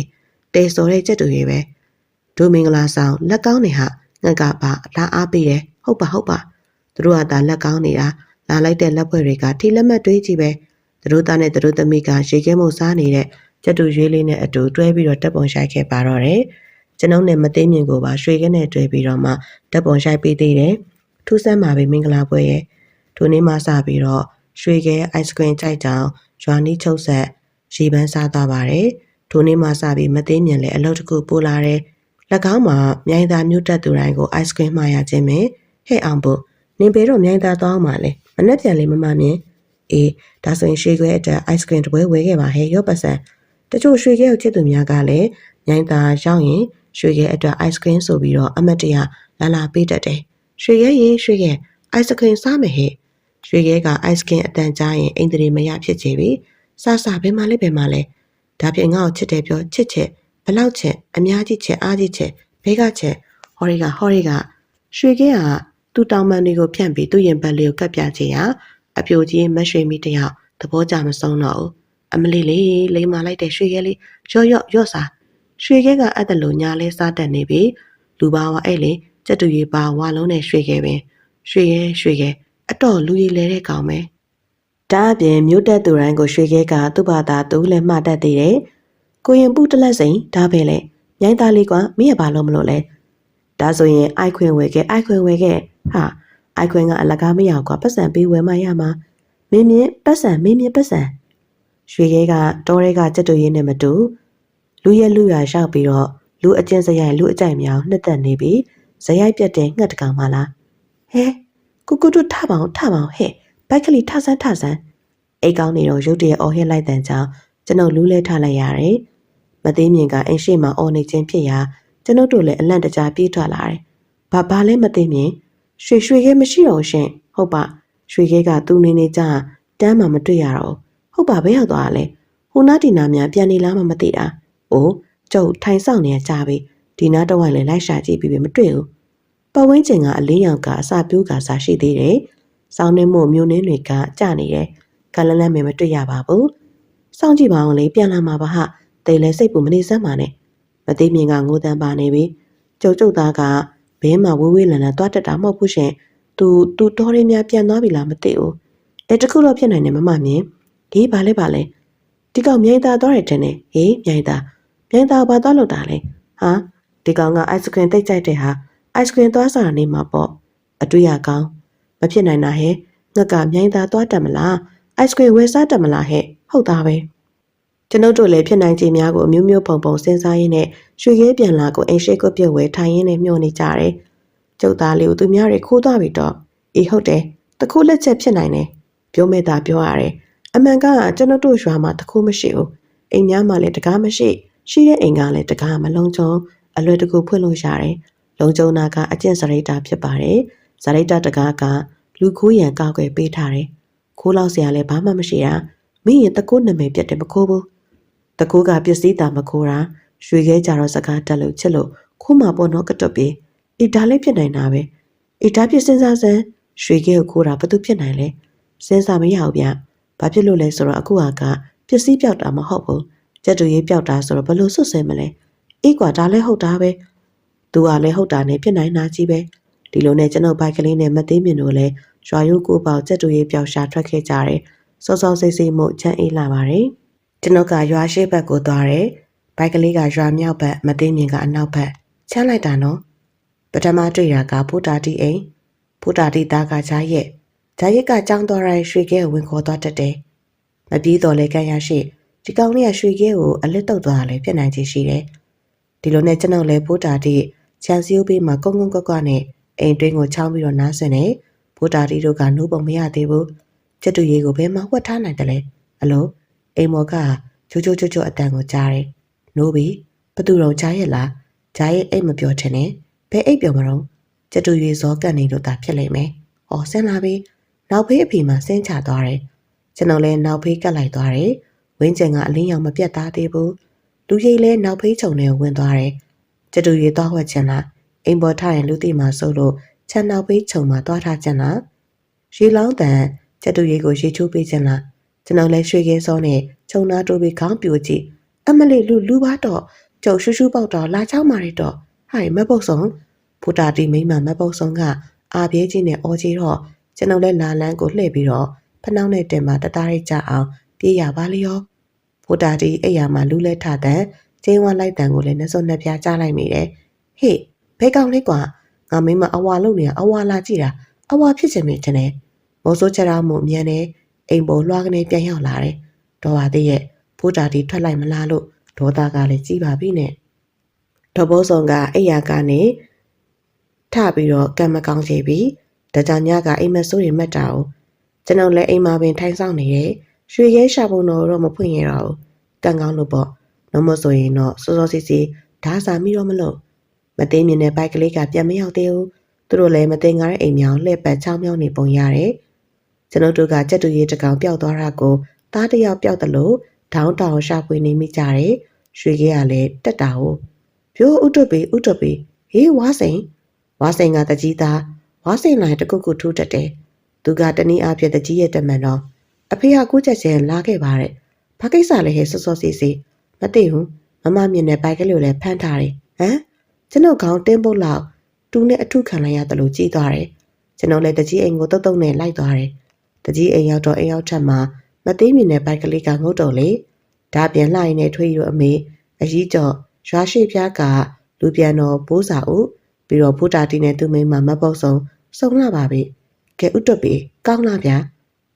အော်ကောင်းပါရဲ့တကြီးရဲ့ကောင်းပါရဲ့ဘာဗျဘာကောင်းတာလဲအိုးတကြီးကနေကောင်းလားပရိသနာရနှုတ်ဆက်တာမဟုတ်ဘူးလားမဟုတ်ဘူးခမရတို့လောက်ရက်တွေကောင်းသလားလို့မေးတာလောက်ရက်စောစီခမရတို့တော့ရကဘာတွေဖြစ်လာလဲဟမ်ဘာတွေဖြစ်လို့လဲတကြီးရဲ့ပြောမပြောချင်ဘူးဗျာလူကြီးတန်မဲ့တွေနဲ့မဟုတ်မဟတ်တယ်စောစီရှောက်လို့နေကြတာကျိုးစိတ်ရမှာတော့ရှက်ပါရဲ့အော်နှလုံးနာပါရဲ့ရိုးသူမရှက်မြင်သူရှက်ပေါ့ဗျာဟုတ်ဘာတွေဖြစ်နေလို့လဲတကြီးရဲ့ကျွန်တော်လည်းဘာမှမသိရပါလားဘာမသိရလဲဘာဖြစ်ရမှာလဲခမရရောက်ပါပိုက်ကလေးကအကြီးကျော်တို့အိမ်ဘေးကနေသူသမီးလှရီထွေးရီတို့အိတ်ခန့်သွားချောင်းတဲ့သိရလားဟုတ်လားပိုက်ကလေးမဟုတ်ပါဘူးဆရာကျော်ရဲ့ဘာမဟုတ်တာလဲအဲ့ဒါလှရီကမြင်ပြီးတော့လူပါတော့လို့အော်ရာသူ့မိမကြော်နိုးလာပြီးတော့ကျောက်စီကိုလာတိုင်တာသိပလားဟေးဘိုက်ကလေးမင်းနေအောင်ခမရမိမမသေးမြင်ရလဲစောစီဘာလို့တလဲသိလားဘာများလုံးမိပါလဲစောစီဖိုးစာကိုနောက်ဘေးချုံပြီးအပေါ်ခင်းသွားတော့တွားချောင်းတဲ့ဟင်ဘာကြည့်လဲဟိုဥစ္စာကြီးမဟုတ်ဘူးဟင်မသိမြင်မင်းဘာလာချောင်းတာလဲဟိုဥအေးလေမဟုတ်ပါဘူးဟမ်ဥအမလေးဒီမိန်းမဖွဲမရကျုပ်လူပြိုတိုးကြီးဖိုးစာကိုတိတ်ခါကြတယ်တကြီးကိုတိုင်မယ်မဟုတ်ဘူးဖိုးဦးအေးလေဖိုးစာကိုနေပါအောင်အဲ့ဒါနဲ့ကျုပ်လည်းတကြီးစီကိုပြေးလာတိုင်ရတာပါကြားတယ်နော်ဥတွတ်ပေးဖယားတသက်လုံးဘိုင်းကောင်းကြောက်ပြီးနေတဲ့လူပြိုကြီးဘဝပါတကြီးရဲ့အခုတော့အညွန့်ကျိုးဟုတ်ပါပန်းကောင်အညွန့်ကျိုးစိတ်ကုန်နေစောစီဒီနေ့တကြီးကမကောင်းပါလားကဲအဲ့ဒါပဲဥတွတ်ပေးခမရဘာပြောချင်သေးလဲပြောစမ်းနေပေါင်းတကြီးရဲ့ तू မပြောခင်ကျမပြောပြရစီအောင်မနက်ကပေါ့မပုတ်ဆုံးကျမခြုံပေးအပေါ့သွားနေအောင်ပြောဆိုခြုံကွဲကခေါင်းကြီးပေါ်လာတယ်လေကွဲပြီးအဲ့ဒါဘာလို့လဲဆိုပြီးကြည့်လိုက်တော့ဟော်ရီဥတွတ်ပေးဖြစ်နေထောတာပဲကျမကောင်းကောင်းမှတ်မိပါတယ်သူ့မသူပါပဲမလွဲပါဘူးထူးခြားတဲ့ဥပဒေရုပ်ဆိုတော့မလွဲဘူးပေါ့လေဟုတ်ရလားမပုတ်ဆုံးရဲ့လူများမှားနေရောသလားကျွန်တော်လည်းမိုးကြိုးပြစ်တာထမ်းလျက်နဲ့ရလို့ရညာကာမိလိုက်တယ်ဒါပေမဲ့မရဘူးမိုးကြိုးကထမ်းလျက်ကိုခွင်းကကျွန်တော်ဥပြီးပြောင်ကိုဓာတ်ရိုက်ဟိခွင်းချေပြီးအိုးဟုတ်မဟုတ်တောင်မြင်နေသေးတယ်တဟုံးနဲ့မိသားဆွဲအလင်းကပါလားတော့ကရုံးကိုခွေးချီသွားတာတော့မှတ်မိတယ်ရှင်ဟုတ်မှာပါလေခမရဥပဒေရုပ်ကဖြောက်ရည်ဖြတ်ရမရတဲ့ရုပ်ပါမားเสียရှိမှမထင်ဘူး။တိုင်ပြောစမ်းမအောင်ခမရတို့တအိမ်သားလုံး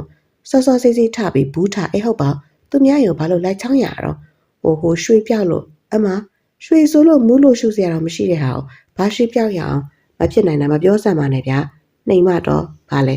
ခ ခမရတို့အိမ်ကလူတွေဒီအိမ်တွေကနေရွှေတက်ခိုတာမဟုတ်လားဟုတ်ကဲ့ဘာဗျဟုတ်ပါဘူးဟိုဒီလိုပါရွှေမဟုတ်ပါဘူးရွှေခဲပြောက်သွားလို့လာပြန်ပြီဒီရွှေဆိုလို့ငကက်လက်ဆွတ်တောင်မရှိရလူတွေကများရွှေခဲတဲ့ဟွန်းဥတက်ပြီးမမှန်ဖြေနော်လိမ့်မဲမကြမ်းနဲ့ဟောဟိုမှာထိတ်တုံးတွေ့လားဟုတ်ပါတယ်တကြီးရဲ့အိမ်ကကြက်တူရီရွှေခဲပြောက်သွားလို့ပဲအဲ့ဒါမတင်ကားတဲ့အိမ်တွေကိုလိုက်ရှာဘာဗျခမရကြက်တူမတင်ကားဘူးပေါ့ဟုတ်ပါဟိုတရွာလုံးမတင်ကားတာပါဘာကွာငါအုပ်ချုပ်နေကြုံတိုင်းရွာကိုနင်တို့မတင်ကားဟုတ်လားဟုတ်ပါဟိုပျောက်သွားလို့တရွာလုံးရှောက်ရှာမိတာပါတကြီးရဲ့ပိုကောင်ပိုက်ကလေးမင်းကဘယ်တွေကိုလိုက်ချောင်းတာလဲမချောင်းမောင်တကြီးရဲ့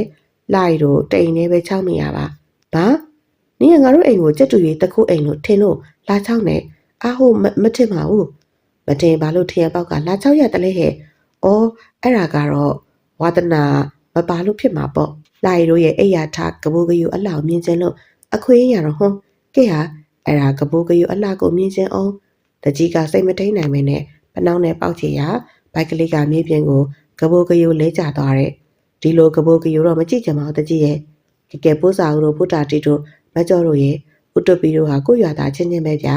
ပြီးတော့အခုကသူတို့ကြက်တူရေးပြောက်လို့ဇောနဲ့ရှာနေကြတာပါကြက်တူရေးကလည်းစကားတော်တော်တက်တာခမရတို့အသိပဲနှမျိုးရှာကြမှာပေါ့ဒီတော့ခွင့်လွှတ်လိုက်ကြပါဗျာကျုပ်ကပဲကြားတဲ့ကတောင်းမှန်ပါတယ်ရပါတယ်ရှင်ဒီလိုမှန်းသိရတော့ကျွန်မဖြစ်စိတ်မကောင်းဒါပေါ့ရွှေခဲလေးကိုချစ်တို့လည်းချစ်ပါတယ်ရှင်နှမျိုးစရာလေးကျွန်ုပ်တို့ရမ်းပုံမိကြဒေါသဖြစ်နေတဲ့လူတစုမှယခုတော့ကျွန်ုပ်တို့ရဲ့ကြက်တူရေးလေးရွှေခဲပြောက်သွားတယ်ဆိုလို့စုပ်တက်ဖြစ်နေကြတယ်ဘယ်တင်နာကြများကူသွားတယ်လဲမသိတေချင်းဆိုတကူမွေဝေးကြိုက်ပါစေတော့တိတ်လိမ္မာတဲ့ကလေးကွာငါသူ့အိမ်ရှိကဖြတ်သွားတိုင်းလှန်နှုတ်ဆက်ရတာအမေအမဲကျုပ်သားဂျာရဲနဲ့ဆိုသူကကျောင်းတူသွားနေကြရှင်ဂျာရဲပကုံးပေါ်ကနေလိုက်သွားတာကျောင်းရောက်ရင်လေစပွဲပေါ်ကနေဆရာလေးစပွဲပေါ်ကနေထိုင်ပြီးတော့တင်ပြီးသမျှစာတွေကိုကျောင်းသားတွေနဲ့အပြိုင်လိုက်ဆိုတော့တာပဲလာရီထွေးတို့ညီမကလည်းတလိမ့်ဆန်ဆိုရင်တိတ်ချစ်တတ်တာရှင့်ဘိုက်ကလေးကိုသာသူတို့ကကြည့်မရတာရွှေခဲကြတော့သူတို့ကတိတ်ချစ်တာရှင့်ဆိုးလာတဲ့ဘိုက်ကလေးပေါ်ကအေးလေဒါကြောင့်မို့လဲဘိုက်ကလေးကမတင်ခါဖြစ်တာကိုဖျားပေးကြက်ပေးပါရွှေခဲကိုတော့မယူပါဘူးမောင်ဘိုက်ကလေးရဲ့ရုံမာတဲ့အမေရဲ့ဘိုက်ကလေးကလှရီတို့ညီမကရွှေခဲကိုချစ်တယ်ဆိုလို့ပြုံးနှုံကြီးဖြစ်နေတယ်ပထမရွှေခဲကိုချစ်ပြီးတော့လူကိုဆက်ချစ်အိမ်တတော်ဝါတစ်ခုကန်တစ်ခုပေါ်ကွယ်နှုတ်ရွှေခဲကဘယ်တော့မှပျောက်တာလဲဒီမနေ့အိယာထားမှမရှိတော့တာတကြီးထိုးကိုက်လူတအုပ်ကတကြီးကိုတကြောခေါ်တဲ့နဲ့အတူချောင်းဝမ်းအတွင်းကိုအပြေးအလွှားဝင်လာတယ်အလိုဘသူများပါလဲတကြီးပါစီတကြီးဟဲ့ဘသူလဲဟဲ့အလို၎င်းကထောက်ရှာရွာမှာအပြုတ်ကြီးအေးပုံပါလားဟဲ့အေးပုံစောစီဒါဘလို့ဖြစ်လာလဲပြောမယ်မပြောချင်ပါဘူးတော့မြိုင်သားတက်ပြီးဈေးရောက်မလို့ဟာရွာပြင်ဖိုးတိန်ကုန်းကနေတေးနာတကောင်စောင့်နေပြီးတော့လူကိုရီးစားစကားလိုက်ပြောတာတကြီးနဲ့တိုင်မဲ့ပြောရလည်းမရဘူးအခုလာတိုင်တာတကြီးရဲ့အေးပုံကလှတယ်ဖြူးတယ်တောက်တယ်အလောက်ကန်လဲကောင်းတယ်ပြီးတော့အပြိုကြီးကာလာသားတို့ကြိုက်ကြတော့လေတယောက်မှမဟရဲကြဘူးအเจ้าမကအေးပုံပါဇက်ကိုကြောက်တဲ့အတွက်ကြောင့်မင်းလူကိုကြိုက်ပေမဲ့ပါဇက်ကိုတော့ကြောက်တယ်အေးပုံကဟောတနိုင်ပုံဝင်လင်းသမားသူ့စိတ်ထဲရှိရာကိုပြက်ခတ်ပြောလိုက်ဖို့ဝင်မလေးဘူးငါ့ကိုကြိုက်လို့ဟုတ်လားနေပါဦးမြို့ငါမိရမှာလားချီရမှာလားကိုအယိုးပရိသရဲ့စိတ်မထင်ရင်မအေးနှမတုတ်ဖို့လဲဝင်မလေးဘူးတောသူမို့ရိုးကြမ်းကြီးနေပါဦးဟဲ့နင့်ကိုလိုက်ပြောတာဘယ်သေးနာကောင်လဲအေးပုံရဲ့ဟိုကောင်လေးဟိုကဟွန်းဟဲ့ကောင်နေပါစက်နင်းသိရဲ့နော်လာစမ်းဝင်ခဲ့စမ်းနင်းနဲ့နင့်အကောင်ထိုအကောင်မအတွင်းကိုကုတ်ချဝင်လာသူကလူပြိုကြီးစော့တယ်မောင်ဒင်းကကြားရှိမှခွေးဖင်တည်တယ်လို့ခြေလက်တို့ပင်ကောင်းကောင်းမထောက်နိုင်ရှာတကြီးကြောက်ကြီးပဲမထင်အေးပုံပါဇက်ကိုကြောက်ချင်းကြောက်လည်းဖြစ်ပေးလိုက်မယ်ဟဲရွှေခဲစောကြီးပကုံးပေါ်မှာပါလားဟုတ်ပါရွှေခဲကစောကြီးပကုံးပေါ်မှာပါလာတယ်ရွှေခဲအသွင်ကမရှင်းပြမင်းသားရွှေခဲကမသိမြင့်စီရုတ်တရက်ထပြန်သွားတယ်ဒါပေမဲ့လူရမရောက်မသိမြင့်တဲ့တလန့်အကွာမှာနောက်မှဆောင်ဆွဲခံလိုက်ရတယ်လို့အယုတ်ကျိုးပြက်ဖြစ်သွားပြီးတော့မြေပြင်ပေါ်ကိုပြုတ်ချကဝယုံတုံကဖြစ်သွားရတယ်ဟာရွှေခဲကိုကျိုးနဲ့တုတ်ထားတယ်ပြောငါသားလေးတော့တေးပါပြီတော့ငါသားကြတာကိုကျိုးနဲ့ချီထားတာတော့လုံးရက်ပါပြီစောကြီးရဲ့ဘိုက်ကလေးကမြန်နေပြေးပြီးစောတယ်မာကိုလက်သီးနဲ့ထိုးချလိုက်ရစောကြီးသာအရှောင်မမြန်ရင်နှစ်ပူဟတ်တက်ကွဲရလိမ့်မယ်ဟဲ့ပလုတ်တော့မလုံနဲ့ဘိုက်ကလေးရဲ့မလုံနဲ့ဘိုက်ကလေးအမဟဲ့ကောင်ဘိုက်ကလေးမင်းလူကြီးရှိမှာတော့ကိုထိလက်ရောက်လှုပ်ရဲတယ်ပေါ့လေဟေးဝါးစိန် အာနုလာမို့ဒီကောင်ထိတ်တုံးခက်ဆန်ရှက်စားတဲ့ကြီးဘိုက်ကလေးကထိတ်တုံးနှမ်းလန်းဖြစ်နေကြပြီကျွန်ုပ်တို့ကတလုံးမှမပြောတာမသားတာပါဘူးစောကြီးကကြက်တူရီခြေထောက်မှကျိုးဖြုတ်ပေးလိုက်တယ်မသိမြင်ကရွှေရဲကိုယူရစွာထွေးပွေပြီးတော့မျက်ရည်ကျနေတယ်သားလေးလူလေးရွှေသွေးရွှေရဲလေးရဲ့မသေးကောင်းမပြောက်ကောင်းကွယ်ကြည်စမ်းမအောင်ခြေထောက်မှလည်းကျိုးချီရာတွေကသွေးတွေစို့လို့ကဲစောတယ်မောင်ပြောစမ်းမအောင်မင်းကအေးပုံဘာလို့လိုက်တော့ရှက်နေရလဲစောတယ်မောင်ကသွားဖြီးပြပြီးတကြီးကစိတ်တူချေပြီးဟိတ်ကောင်စောကြီးမင်းကိုစစ်နေရလေနွားဝယ်ဖို့မဟုတ်ဘူးသွားဖြီးပြမနေနဲ့ဟာလာပြန်ပြီလားတီးသွားမပြီးတော့ဘူးတကြီးကတွေ့ရနဲ့ကောက်ပြက်မယ်ပြင်းနေသူအခါမှာစောကြီးလဲမျက်နှာပိုးတက်သွားတယ်ဟိုအေးပုံကိုမြစ်တာရှိလို့ပါတကြီးဟာမြစ်တာရှိလို့လိုက်ပြောတာလူပြိုနဲ့အပြိုငါမပြောလို့ဒါပေမဲ့အခုလိုကာယအင်္ဒြေပြအောင်နှောက်ရှက်ရသလားကွာမဟုတ်ပါဘူးကျွန်တော်တကောမှမပြောပါဘူးတကြီးရဲ့ဟေးဟာ तू ကတကောမှမပြောဆိုပါလားအေးပုံရဟုတ်လားဟုတ်ကဲ့တကြီး तू ကတော့ဘာတကောမှမပြောပါဘူးဟေးဟဲ့မပြောဘဲနဲ့နေရငါ့ဘာလို့လာတိုင်နေရတော့အားနေလို့လား तू ကမပြောပေမဲ့ तू ကြက်တူရိတ်ကတတော်ပြောနေလို့ငါတော့အမှုပတ်ပြီဟဲ့ကြက်တူရိတ်ကဘာတွေပြောလို့တော့ပြောမမင်းနဲ့တကြီးကရွှေခဲကိုလှမ်းကြည့်တယ်ရွှေခဲကအပါအေးပုံကိုချက်ပါသည်အေးပုံကိုချက်ပါသည်အေးပုံကိုချက်ပါသည်ပူဆွဲမိလို့ပဲတောက်လို့အေးပုံကိုချက်ပါသည်တကြီးကအံ့အားတင့်မဆုံးတော့ဟဲ့ရွှေခဲကရီးစားစကားပြောတတ်တယ်ပြောတတ်တာပေါ့တကြီးရဲ့ तू ကတင်ပေးထားလို့နေမှာပေါ့ဟေးဟုတ်လားစောကြီးမင်းတင်ပေးထားလားဟုတ်ကဲ့မင်းအေးပုံကိုချက်တာကို့ဘာသာကိုမပြောပဲဘာလို့ကျတူရေးကိုပြောခိုင်းတာလဲဟိုကိုတိုင်းကြမပြောရဲလို့ပါအောင်မကျတူရေးကိုလူမိုင်ငါတာပေါ့လေဟုတ်လားစောကြီးလူမိုင်ငါစောကြီးလူမိုင်ငါအဲ့တော့ကျတူရေးကလည်းလဲတယ်လူတွေအားလုံးလည်းထိုအခါမှပြုံးနိုင်ရှိနိုင်ကြတယ်တကြီးပင်မနေဟန်လုံနေရတယ်တကြီးကတော့ကတဟားနဲ့ရေးမစုံအမလီစောကြီးရဲ့ရီးစားစကားပြောတာများကျတူရေးကိုပြောခိုင်းရတယ်လို့ဘေးလူများကလည်းတတော်တော်ဒါပေမဲ့မကြီးမပြုံးနိုင်သူကတော့ပိုက်ကလေးလူအကြံခွေးဥသွားတယ်ကွာတတ်တဲ့နေပါမင်းရရွှေခဲကိုဘယ်တော့မှခိုးသွားလဲမနဲ့ကခိုးတာမဟုတ်ပါတကြီးရဲ့ကျွန်တော်ကသူများပစ္စည်းမခိုးတတ်ပါဘူးအခုလေအေးပုံဈေးအောင်ပြန်လာကျွန်တော်ကိုယ်တိုင်လည်းမပြောရရနဲ့ရွှေခဲကိုတတိယပြီးတော့ခေါ်သွားမိရပါအမမင်းမပြောရရနဲ့ရွှေခဲကိုတတိယရနဲ့ဘာဆိုင်လို့တော့အဲ့ဒါကဒီလိုပါဘိုက်ကလေးတကားကရွှေခဲကိုခြေစကားနှုတ်တိုက်ချပေးနေအောင်တွေ့ဘူးလို့ပါဟေးဘလို့ချပေးရလဲပူဆွေးမိရဲ့ကိုဘိုက်ကတကယ်ချစ်တာပါလို့ဟေးဟုတ်လားရွှေခဲဟုတ်ပါပူဆွေးမိရဲ့ကိုဘိုက်ကတကယ်ချစ်တာပါအဲ့တော့ရီးကြပြန်နေဘိုက်ကလေးမျက်နှာကခရမ်းသေးမိဖုတ်ထားတယ်လို့ရှုပ်သွားနေတယ်ကွဲပြီးတက်လဲတက်နိုင်တဲ့လူပြိုကြီးတွေပဲနေပါဦးဒီကောင်မင်းခေါ်တိုင်းလိုက်တာပဲတဲ့လားကျွန်တော်ကဒီကောင်ရဲ့အကြိုက်ကိုသိနေတာကိုတကြီးရဲ့ဘာလဲကွာဟဲ့ကောင်လား ice cream စားရမယ်လိုက်ဆိုတာနဲ့ဒီကောင်က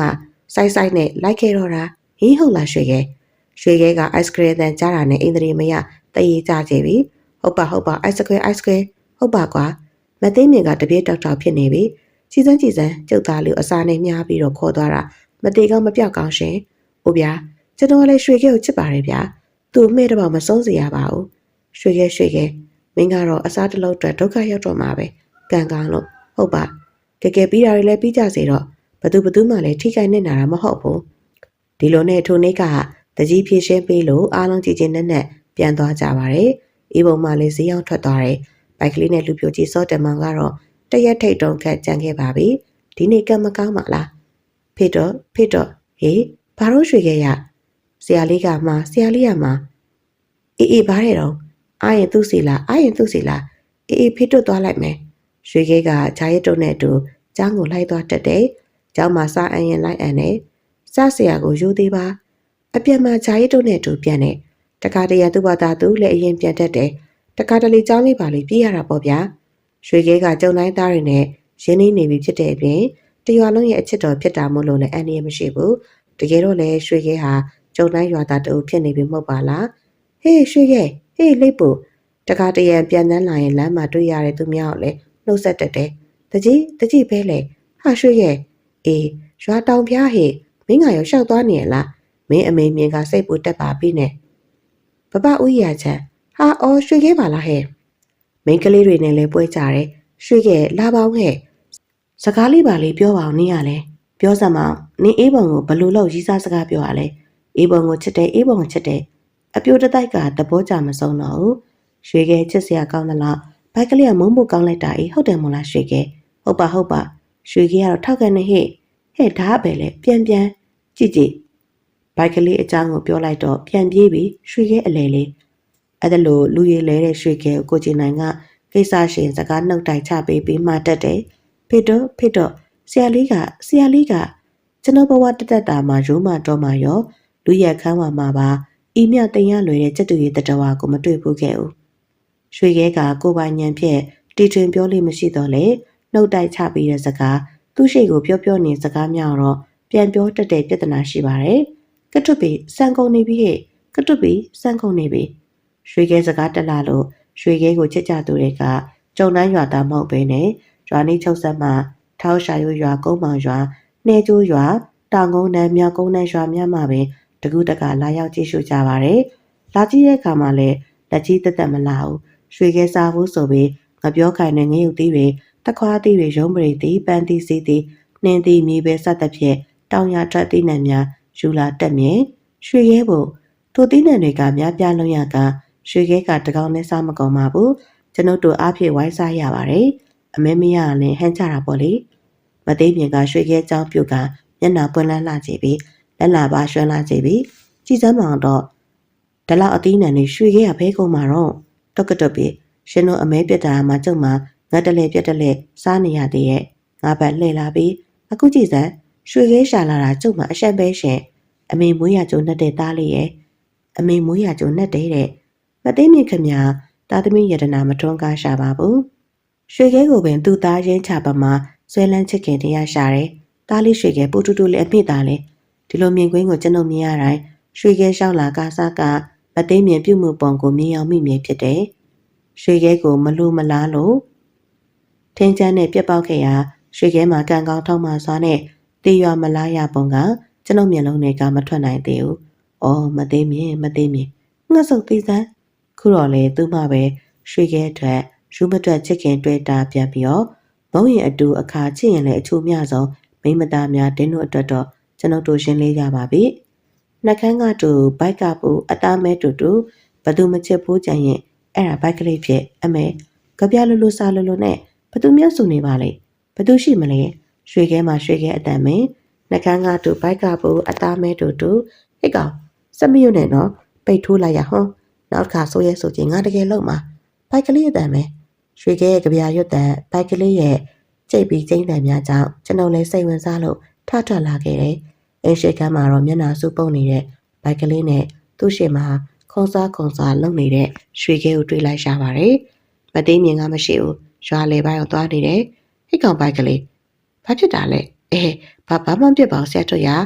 ပေါက်ကရတွေပြောနေလို့ပါဟာသူယူနေအောင်ငါကြားပါတယ်ကြပြလေးတပုတ်ပါပေါက်ကရမဟုတ်ပါဘူးမင်းကြောင့်ပဲဘသူတင်မိထားရလဲမင်းလဲသိလားမဟုတ်ပါဘူးဗျာကျွန်တော်မသိပါဘူးသူ့ဘာသာသူဘယ်ကတက်လာလဲမသိပါဘူးဗျာဟာမင်းကြောင့်ဆက်ထားတဲ့ကြပြကွာကဲရွှေရဲရီတစ်ခေါက်လောက်စိုးပြပါအောင်ရွှေခဲကကျွန်တော်စကားနားလေသလိုနှုတ်တိုက်ရွတ်ဆိုရတာကိုအာတွေးနေသလားမသိဘူးစိုးပြတယ်လက်ခန်းကတူဘိုက်ကပူအသားမဲတူဘသူမချစ်ဖိုးကြရင်အဲ့ဒါဘိုက်ကလေးအဖြစ်ဘိုက်ကလေးကမျက်စောင်းထိုးကြည့်ပြီးကျွန်တော်လည်းမအောင်နိုင်တော့ဘဲနဲ့ခွတ်တိုးခွက်လန်ရှိမောမိရဲ့ကဲပါဘိုက်ကလေးရဲ့မင်းရွှေခဲဘာတွေဖြစ်ခဲ့တာဆိုတာပြောပြပါကျွန်တော်ရဲ့အမေကြောင့်ဘိုက်ကလေးမျက်နှာမှာရှက်ရောင်တန်းသွားတယ်ပြီးတော့ခေါင်းတစ်ချက်ကုတ်လိုက်ပြီးတော့ဒီလိုပြရွှေခဲလိုက်ဆိုမမပူဆွဲမိရဲ့ကိုဘိုက်ကမမပူဆွဲမိကိုတကယ်ချစ်တာပါမမပူဆွဲမိရဲ့ကိုဘိုက်ကမမပူဆွဲမိကိုတကယ်ချစ်တာပါဟုတ်ပြီဒီလောက်ဆိုလာဟိရွှေရဲ့တို့ပူဆွဲမိအိမ်ကိုသွားကြရအောင်ဒီလိုနဲ့ဘိုက်ကလေးလည်းရွှေခဲကိုပကုံးပေါ်မှာတင်ကထွက်ခဲ့တယ်လူပြိုတိုးကြီးဘိုက်ကလေးရင်ကတဒိန်းနဲ့ခုန်နေတယ်အပြိုချောပူဆွဲမိကိုမိမိကိုယ်တိုင်မပြောရဲလို့ရွှေခဲမှတစ်စင်ချစ်စကားပြောခိုင်းရမင်းဖြစ်ပါတော့တယ်ပူဆွဲမိကအမေမုံဆိုးမှတော့ပူနေနေတဲ့ပူဆွဲမိအိမ်ရှိရောက်တော့ဘိုက်ကလေးခြေထောက်တွေကကြားနှံ့ရတဲ့ခွေးပမာတရွတ်ဆွဲနေပါတယ်စက်တူးမရတော့တိုးပါရဲ့ခြေထောက်တွေရဲ့ရွှေ့ပါရဲ့ခြေထောက်တွေရဲ့သူအခါပူဆွဲမိမှာအိမ်ထဲမှာအပြင်ကိုထွက်လာရာပါလာတဲ့ရွှေခဲကဘိုက်ကလေးပကုံးမှာထပြန်နေနှုတ်ဆက်လိုက်တယ်မမပူဆွဲမိဟဲ့ရွှေခဲပါလားထို့နောက်ရွှေခဲကပူဆွဲမိပကုံးပေါ်မှာနားရင်းနဲ့ရွတ်တော်တယ်မမပူဆွဲမိရဲ့ကိုဘိုက်ကမမပူဆွဲမိကိုတကယ်ချစ်တာပါဗျာဘိုက်ကလေးကတဇက်ဇက်တုံကြီးရဲ့ဒူးအစုံကိုထိန်းရင်းနဲ့အကျဉ်းနဲ့အားရနေတယ်ဟုတ်တယ်ကြိတ်ထားရွှေခဲရတော်ရွတ်နေတဲ့ ရွှေခဲရဲ့အတန်အပြိုချောပူဆွဲမိလဲမလုံးမလဲဖြစ်ပြီးအိုကြီးတကြီးကြီးရာချန်ပီယံမှာပေပေကြီးရက်နေတဲ့ဘိုက်ကလေးကိုတွေ့ချေရာဂလူကဟွန်းမမပူဆွဲမိရဲ့ဟဲ့ရွှေခဲအဲ့ဒီစကားနောက်မစိုးနဲ့တော့နော်လာနေငါနဲ့နေခဲ့အောင်ဟေးပူဆွဲရွှေခဲကိုဘာလို့မလို့လဲပြန်ပေးလေဘိုက်ကလေးရွှေခဲကိုခဏခေါ်ထားအောင်မယ်နောက်မှလာရောစိတ်ချနေရွှေခဲဘာမှဖြစ်စေရအောင်သွားနေပြန်တော့နေခင်းမလာခဲ့ပူဆွဲမိကပြောစောစောနဲ့ရွှေရဲကိုဘိုက်ကအိမ်ထဲကိုဝင်သွားတယ်။ဘိုက်ကလေးကထက်လဲမပြောတာအိမ်ထဲလဲဝင်မလိုက်ရဲ့။ဟာဟေးအပြူအိမ်ရှိလူပြိုကြကြနေဖို့ကလည်းမတင်တော့ဒုက္ခပဲ။အခုပဲကြည့်။ဟဲ့ဘိုက်ကလေးဘာရက်လုံနေရတော့ဟိုဘာမှမဟုတ်ပါဘူး။ဟိုကမေဒီယာမင်းနဲ့သူပူဆွဲမိအိမ်ရှိဆက်ရက်မနေရတော့ဘူး။အိမ်လဲမပြန်ရတော့ဘူး။ရွှေခဲမပါကမသေးမြင်ပါစမ်းနဲ့တွေ့ကြိမ်မယ်။ဘိုက်ကလေးလဲရောင်ချာချာနဲ့စောက်တရားမရချေဦးတရရှောက်နေရတယ်။ဒုက္ခပဲ။ရွှေခဲကိုပူဆွဲမိကဘာလို့အုံးလဲမသိဘူး။မတော်စိတ်ဆိုးပြီးတက်ရင်ငါတရားခံဖြစ်နေပါမယ်ခက်တယ်ငါလည်းသူ့အိမ်နဲ့ဝင်မလိုက်ရဲဘူးဒီလိုနဲ့ဘိုက်ကလေးမှာရွာယူရှောက်လိုက်ပူဆွဲမိအိမ်ရှိပြန်လာလိုက်နဲ့ဇန်ဝဲတလို့ချိန်ဖန်များစွာလုံနေချေရာခွေးတော်မျက်စိနှောင်းနေပြီးပူဆွဲမိအိမ်ရှိမှာဘိုက်ကလေးချီရဖြစ်ချောင်းပေါက်မာကိုပင်စိုးရင်ရတော့တယ်ချေချင်လာလို့မရတော့လို့လှီးနဲ့လိုင်းရတာပြုတ်အချိန်ဘလောက်ပတ်ခဲ့မိပြီလဲမသိနေပင်ထိုင်းပြရှိခဲ့ပြီဘိုက်ကလေးကပူဆွဲမိကိုလည်းထောကန်သူ့ဖြစ်ကိုလည်းလူသိမခံရဲဖြစ်စောက်တရားမရဖြစ်တော့တယ်ဒီတခါတော့ဖြစ်ချင်အဖြစ်အိမ်ထဲဝင်ပြီးရွှေရဲကိုပြန်ယူမယ်ဟောဒင်းတို့ကြောက်နေရမှာလားဘိုက်ကလေးကအတွေးတွေမောင်းတင်ပြီးကြည့်တတ်ခဲ့တယ်ဒါပေမဲ့တွေးကအတွေးပင်လက်တွေမှာကပူဆွဲမိအိမ်ရှိရောက်တာနဲ့ခြေထောက်တို့ကတန်ပတ်ကုန်ချပြီးခွေရညွတ်နေတယ်ရွှေပါရဲ့ခြေထောက်ရဲ့သူအခါအိမ်ထဲမှာရွှေကပူကနေပြန်တန်းလာတယ်ပူဆွဲမိလွတ်လာဟန်တူပါတယ်ဥပိုက်အမလေးရွှေရဲငါဖြစ်ခုမှပဲအလုံးကြီးကျသွားတော့တယ်မင်းနဲ့အိမ်ထဲမှာတလောက်အကြာကြီးဘာလုပ်နေရလဲငါဖြစ်တောင်းချအောင်စိုင်းနေရပဲဘိုက်ကလေးကအိမ်ကိုတုတ်ချတင်တယ်မြန်ပြန်မှတော်တော်ကြာရွှေခဲပြောက်ဆိုပြီးမမမြင်လိုက်ရှာနေရနဲ့တိုးနေအောင်မယ်အချက်စကားကိုကိုယ်တိုင်ရင်မပွင့်ရဲလို့ရွှေခဲကိုပြောခိုင်းရမှာအရေးနှိမ့်လို့ဘိုက်ကလေးမှာကြိတ်မနိုင်ခဲမြဖြစ်နေရှာပါတယ်ပို့ပြီးတော့အရေးနှိမ့်ပွဲဖြစ်လာရှာတာကရွှေခဲကကြပြတဘောရွတ်ဆိုလာခဲ့ခြင်းပဲနှကန်းကသူဘိုက်ကပူအသားမဲ့တူဘသူမချစ်ဖိုးကြံရဲ့အဲ့ဒါဘိုက်ကလေးဖြစ်ဟဲ့ကောင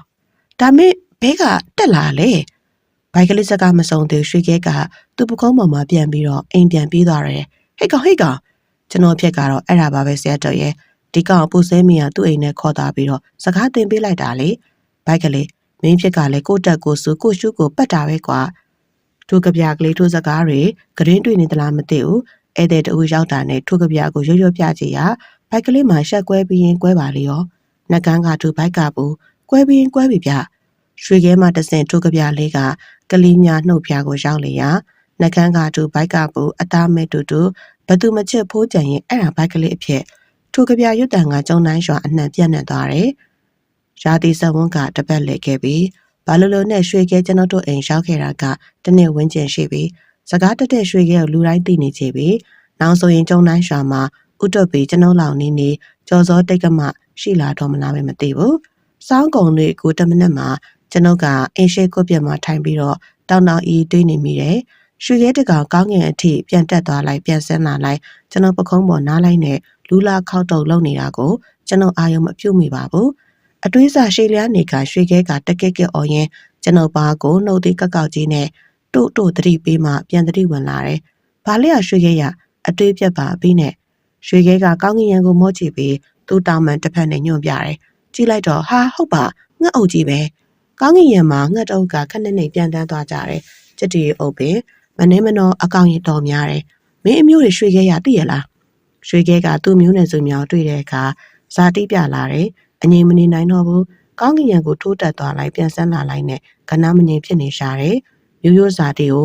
နေစဉ်ကလေးကလူပုံခန်းဝါကိုရောက်ရှိပြီးလူတယောက်ပမာတုတ်တင်ကျွေးမွေးခံထားရလို့ရွှေခဲမှာတလိษံစရိုက်ဆိုတာပျောက်နေခဲ့ရှာပါတယ်ယခုတော့သူ့အမျိုးအဆွေများတွေ့တဲ့အခါဗီဇစိတ်ကနိုးချလာခဲ့ကြပြီးသူ့အမျိုးတွေနဲ့အတူလိုက်သွားခြင်းရှိတယ်ကျွန်ုပ်ကိုခွင့်တောင်းနေတယ်ကျွန်ုပ်လည်းမိုးဆိုးပြီးတလိษံကိုတလိษံဘဝမှာတဘာဝကြကြပျော်မွေ့စေးလိုတာဖြစ်တော့ရွှေခဲမင်းလိုက်ချင်လိုက်သွားလေရွှေခဲကကျွန်ုပ်ထံမှာကွန်ပျူတာကိုရှားတဲ့ဟန်ဖြင့်ကျွန်ုပ်မျက်နှာကိုသူ့ကိုယ်လုံးနဲ့ကျိန်ပန်အနေငယ်ပွက်တိုက်ပြီးနောက်စူးရှစွာတစ်ချက်អော်ပြီးတော့ပြန်တက်သွားပါတယ်ထို့နောက်ကျွန်ုပ်တို့အိမ်ဝိုင်းပေါ်မှာသုံးသက်တစ်တီပြန်ဝဲနေကနောက်ဆုံးမဝေးကွာလှတဲ့ချက်တူရီအုပ်ကြီးစီကိုခက်မှန်မှန်ပြန်တန်းထွက်ခွာသွားတယ်ကောင်းကင်ရံမှာရွှေခဲအရိတ်ကလေးအမဲဆက်ကလေးတစ်စက်မှတဖြည်းဖြည်းဝေးပြီးပြောက်ွယ်သွားတဲ့အထိကျွန်ုပ်လည်းလိုက်လံကြည့်နေရင် ရှင်ထဲမှာနာကျင်ထိခိုက်ကြည်ခွဲကငိုချင်တယ်လို့ခံစားရပါတယ်။သွားပြီးအောင်တော့ရွှေခဲရဲ့မမျော်လင့်မဲ့ကျွန်ုပ်တို့ကိုခွဲခဲ့ပြီးအလွန်ချစ်ပြီးတော့တူသားနောင်မယ်ဆွေမျိုးတူခွဲခွာသွားတယ်လို့ရင်ကွဲပက်လက်ခံစားမိတယ်။ရွှေခဲကမရှိတော့ဘူး။ရွှေခဲနားကိုရတန်းကလေးသူအစားစားနေကြပကံတောက်နေကြရေခွက်လေးတို့သာပိုင်ရှင်မဲ့ကြံရစ်ခဲ့ရပြီ။ရွှေခဲရဲ့သွားမယ်ဆိုတော့ကတော့သွားခင်ပြုခဲ့ပေမဲ့တကယ်သွားပြီဆိုပြန်တော့လေရှင်ထဲကတုံးလုံးဝမ်းနေရတယ်။၎င်းမှတပံမစီမဆိုင်ပဲပျော်ပျော်ကျေးသားအုပ်ကိုဒေါပွားမိပြန်ပါတယ်။ပုထုဇဏောအုံမတကောပင်ဟဲ့ကျေးသားတွေတို့ရွာပေါ်မှာဖြတ်ရတလားကွာတခြားလမ်းကသွားပါတော့လားအခုတော့တို့ရွှေခဲရောက်ရက်ခတ်နေတဲ့စိတ်တို့ကိုအတိတရားနဲ့ထိန်းချုပ်ရတယ်။အင်းလေတကယ်တော့တဘာဝဟာတဘာဝပါပဲလေလွန်ဆန်ခြင်းလို့ဘယ်ရပါမလဲတွေးဆောင်ကြုံခွင့်ဖြစ်မြဲတမတားတဲ့ချစ်ခင်ပေါင်းတဲ့ဆက်ဆံခြင်းကအဆုံးမှာတော့ကြွေကွင်းခြင်းနဲ့သာအဆုံးသတ်မှာတို့ပြီးမင်းစိတ်ကိုဖြစ်ကိုတို့ရေမြင်တို့ပြန်လာပြီမြင်တဲ့ဘိုက်ကလေးမြိုင်သားမျိုးမှပြန်လာခဲ့တယ်မသေးမြက်လက်ထဲမှာတော့ ice cream လေးအမလီတားကြီးအတွက်ဝယ်လာတဲ့ ice cream အရေးပြောမှဆိုလို့ပလက်စတစ်နဲ့အထက်အုပ်လာရတယ်မြို့မှာဟိုလူတိုးဒီလူတိုးနေကြည့်ကုန်စကားတော်များရတည်းရဲ့လေဒိုနာပြောဆူနဲ့မသေးမြင်ကအိမ်ဘက်ကိုခတ်တုတ်ထွက်သွားတယ်တားရီရွှေခဲ့အမေ ice cream ဝယ်လာတယ်ဘိုက်ကလေးကကိုပြစ်မှာထိုင်ပြီးတော့အမောဖြေနေတယ်ကျွန်တော်ကငူကြီးရက်လက်သားအိမ်မမသေးမြင်ရဲ့အတန်တို့ကကျွန်ုပ်နားထဲမှာရေပူရင်းနဲ့လောင်းချလိုက်တယ်လို့ပဲတားရီရွှေခဲ့မင်းဘဲမှလဲဒီမှာ ice cream အမေဝယ်လာခဲ့တယ်လေရွှေခဲ့ကနာကြမှာမသေးမြင်တရားပြားကြီးပြားနဲ့ပြန်ရောက်လာပြီးသူ့အသွင်ကတားပြောက်တဲ့မိခင်ဘက်မှာကတွတ်ပြီးရွှေခဲ့ရောကျွန်ုပ်ကမဖြေနိုင်စိုးနေနေတယ်ဘာလဲဈာရစ်တို့နဲ့ပါသွားပြန်ပြီလားစောကြီးတော့ထက်ခေါ်မသွားပါအောင်တော့ကတွတ်ပြီးစကက်ပြက်မင်းဟာငုံကြီးသာရက်နေကျွန်ုပ်ကိုတင်းမြင်ကအားမလို့အားမြဖြစ်လာတယ်တွက်ကတွတ်ပြီးရှင်ဘာဖြစ်နေရလဲကျုပ်မင်းနေလေကျုပ်ရတာရွှေခဲ့ဘဲမှလဲပြောစမ်းမှာတော့မပြောလို့လည်းမဖြစ်တဲ့ကိစ္စမျိုးကျွန်တော်လည်းပြောရတယ်ဟိုဟူပေါ်ပြန်သွားပြီကျွန်ုပ်ကကောင်းကင်ကိုလက်ညှိုးထိုးပြလိုက်လို့မသိမြင်ကလည်းကောင်းကင်ကိုလိုက်လံမောရှာတယ်ကောင်းကင်မှာတိမ်တိုက်တို့ကလွဲပြီးဘာမှမရှိဘူးကတွတ်ပြီးနောက်မနေစမ်းမနဲ့တော်ပြောစမ်းမအောင်တာဟာဖိမှလဲဟုတ်တယ်မြင်ရဲ့သူတကယ်ပြန်တန်းသွားရှာပြီမဖြစ်နိုင်တာရှင်တားလျက်ဘယ်တော့မှပြန်ပြေးဘူးလို့လဲအခုတော့တကယ်ပြန်သွားပြီမြင်ရဲ့ကျွန်ုပ်စကားကိုမသိမြင်ကလက်ခံယုံကြည်ပုံမရဒါပေမဲ့သူမအတန်တွေကတုံရင်စားပြူလာတယ်ဟုတ်ရလားကိုတို့ရဲ့ဟုတ်တယ်မြင်စောစောကပဲစက်တူရီအုပ်တော်တို့အိမ်ပေါ်ကနေဖြတ်ပြန်သွားကြတယ်အဲ့ဒီစက်တူရီအုပ်ကိုမြင်တော့သူမနေနိုင်တော့ဘူးလေသူခမညာပြန်တက်သွားလိုက်ကျွန်ုပ်စီပြန်လာပြီးခွန့်တောင်းလိုက်နဲ့ဗျာများနေတာကိုမကြည့်ရတော့လို့သူ့လိုက်ချင်လိုက်သွားဖို့ခွင့်ပေးလိုက်မိတယ်အဲ့တော့ရွှေခဲလေးကိုတို့နှုတ်ဆက်ပြီးတော့လိုက်သွားတော့တာပါပဲဟင်ရှင်ဘာလို့ထိတ်ပေးလိုက်တာလဲကတွတ်ပြီးရဲ့ရှင်ဖမ်းပြီးတော့ကျူးချီထားပါတော့လားမသိမြင်ကဗရာစာရီတစ်ပိုင်းဖြစ်ရှာပြီသူအလွန်တရာချက်လာတဲ့သားကစွန့်ခွာသွားပြီးဆိုတာကသူမခံစားနိုင်ရှာဘူးသားရီရွှေခဲ့မင်းမြင့်စီကိုပြန်လာခဲ့ပါကွယ်သားရဲ့မြင်တတိထားပါကွယ်တလိษံတွေရဲ့တဘာဝသူလည်းသူ့ရဲ့မျိုးနွယ်တူတွေတွေ့တော့လေလိုက်သွားကြံရှာမှာပေါ့သားရဲ့သားအိုမဟုတ်ဘူးကျမသားတလိษံမဟုတ်ဘူး तू ကလူအသိဉာဏ်ရှိနေရပဲလူတွေနဲ့ပဲတခြားလုံးနေခဲ့တာပဲရှင်မသိဘူးလားငါသားလေးတော့ဒုက္ခရောက်ပါပြီတော့တလိษံအရိုင်းတွေကြမှာ तू ဘလို့နေထိုင်တတ်ပါမလဲသူ့အချိန်မှန်ဘသူကရောလာပြီးအစာကျွေးမှလဲသားလေးတော့အစာငန်းရှင်ငယ်ဖြစ်တော့မှာပဲတော့မဟုတ်တာကွယ်သူအစာတော့သူရှာစားတတ်ပါတယ်ကွာတလိษံမဲဟာကျုပ်သားတလိษံလို့မပြောနဲ့ဒီကိစ္စရှင်လှုပ်တာကျုပ်သားနဲ့ကျုပ်ကိုကွဲအောင်ရှင်လှုပ်တာမသိမြင်ကဖြောင်းပြလို့မရတော့ဘူးကျွန်ုပ်ကိုသာရန်စိန်ငုံနဲ့ရန်တွေ့ငိုးယိုပြီးတော့အိမ်ပေါ်ပြေးတက်သွားတယ်သူမတယူတရကင်လာတဲ့ ice cream မုတ်ထုံလေးကမိဘဝဲမျက်နှာငယ်စွာနဲ့ကြမ်းရစ်ခဲ့ပြီးအရေးပြောစားပြုတ်နေပြီဖြစ်တဲ့ ice cream ထုပ်လေးကိုကျွန်တော်စိတ်မကောင်းစွာနဲ့ကောက်ယူလိုက်တယ်။ဘိုက်ကလေးကတော့ကောင်းကင်ကိုမောကြည့်နေပြီးတော့သူ့စိတ်ထဲမှာရွှေခဲပြန်လာမလားလို့စောင့်နေသလားမစိုးနိုင်ပါဘူး။ရွှေခဲကျုံတိုင်းရွာမှာထွက်ခွာသွားခြင်းကလူတစ်ယောက်ခွဲခွာခြင်းနဲ့မချဘူး။ဂျာရီတို့ចောင်းသားအဖွဲဆိုရင်ចောင်းသွားတိုင်းကျွန်တော်တို့အိမ်ချမ်းစီကိုရှေ့မှာရက်ပြီးရွှေခဲများပြန်ရောက်နေလို့ရက်ကြည့်ရတာကအမောရွှေခဲပြန်မလာသေးဘူးကွာအေးကွာကျောင်းဆရာလေးကိုကြီးနိုင်ကလည်းအိမ်ကိုရောက်တိုင်းရွှေခဲရဲ့တိပုံတက်ပုံများကိုပြောလို့မဆုံးပါဘူးရွှေခဲကမှတ်ညံတဲကောင်းတာဟုတ်ဗျတကားတလေကျောင်းသားတွေကစာမရသေးဘူးသူကရနေပြီလေရွှေခဲကိုတတိတရနဲ့ပြောဆိုသူရှိလာတိုင်းယောဂတက်သူကမသိမြင်ဟုတ်ပါရှင်ဆရာလေးနှုတ်တိုက်တဲ့မှာလိုက်တောင်များအိမ်ကြိုင်အထင်ကိုမရှိပြန်ပြောနိုင်သလိုတာရဲ့အမိလွမ်းလို့သိရတော့မယ်ကွယ်ရွာနေချုပ်ဆက်မှာရွှေခဲကိုတီးသူခရီးသွားများလဲရွှေခဲတက်ရခင်းကလိုစားစရာတွေယူလာတတ်သေးရာအိမ်ရောက်မှရွှေခဲမရှိတော့မှတီးလျက်သူတို့လည်းစိတ်မကောင်းဖြစ်ကြရရှာတယ် ရွှေခဲဥတပီတို့နဲ့တသက်လုံးနေမယ်ထင်တာအင်းပေါ်လေးသူ့ရဲ့မူရင်းစာတီကတလိษံစားတီကိုအသိဉာဏ်လူလောက်တော့ပဲရှိပါမလဲတလိษံကတလိษံမှာပဲလေသူ့အမျိုးအဆွေတွေနဲ့ပြန်တွေ့ရင်ခမအရင်တဘာဝပြန်ဝင်ပြီးတော့လွတ်လွတ်လပ်လပ်သွားကြရှာမှာပေါ့နှမျောစရာပါရွှေခဲနဲ့တီးကျွမ်းဘူးသူတိုင်းကရွှေခဲထွက်သွားခြင်းအတွက်ဝမ်းနေကြတယ်အောက်မေ့ကြတယ်တတိယကြတယ်စိတ်မကောင်းဖြစ်ကြရတယ်အဲ့ဒီမှာစိုးစုံကတော့မသိမြင်ကြည့်လို့ရှခုပင်အိပ်ရတဲ့ကိုလဲနေကြပြီမစားနိုင်မတောက်နိုင်တမိုင်းမိုင်းတွေ့ဖြစ်နေကြပြီငါဘာမှမစားချင်ပြန်ယူသွားသို့တော်ကျွန်ုပ်တို့လည်းမသိမြင်အတွက်စိုးရင်လာတယ်ဘိုက်ကလေးမင်းအမအခြေအနေကဒီတိုင်းဆိုမဟန်ဘူးကွာဟုတ်တယ်ဆက်တော့ရဘာမှလည်းမစားဘူးညလည်းအိတ်ဟန်မတူတချောက်ချောက်နဲ့အေးအဲ့ဒါဘယ်လိုလုပ်ကြရင်ကောင်းမလဲခက်တာပဲဗျာဒီကောင်ရွှေခေးကလည်းပြန်ကုန်မလာတော့ဘူးအော်တလိษံကိုဘိုက်ကလေးရဲ့ဘလောက်ကြီးတက်လူလိုတော့အသိဉာဏ်ပဲရှိပါမလဲပြန်ရကောင်းမှလည်းသိချင်မှသိရမှာပါကွာဘိုက်ကလေးကကီးနာဒေါသနဲ့ရွှေခဲပေါ်တော့ပွားမဆုံးတော့ဒင်းပြန်လာပလေးစေကျိုးချီပြီးခက်ဆက်ဆက်လေးရရမယ်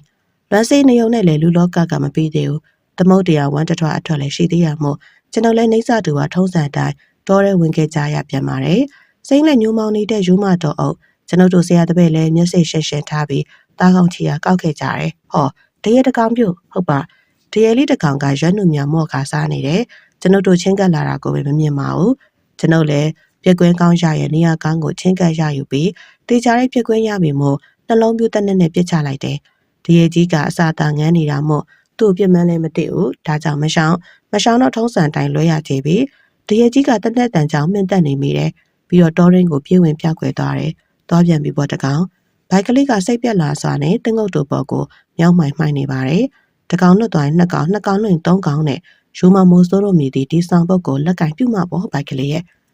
ဒါဆိုရင်ချင်းချောင်းရအောင်မယ်သဘောပေါ့ဒီနေ့ကမကောင်းပါလာ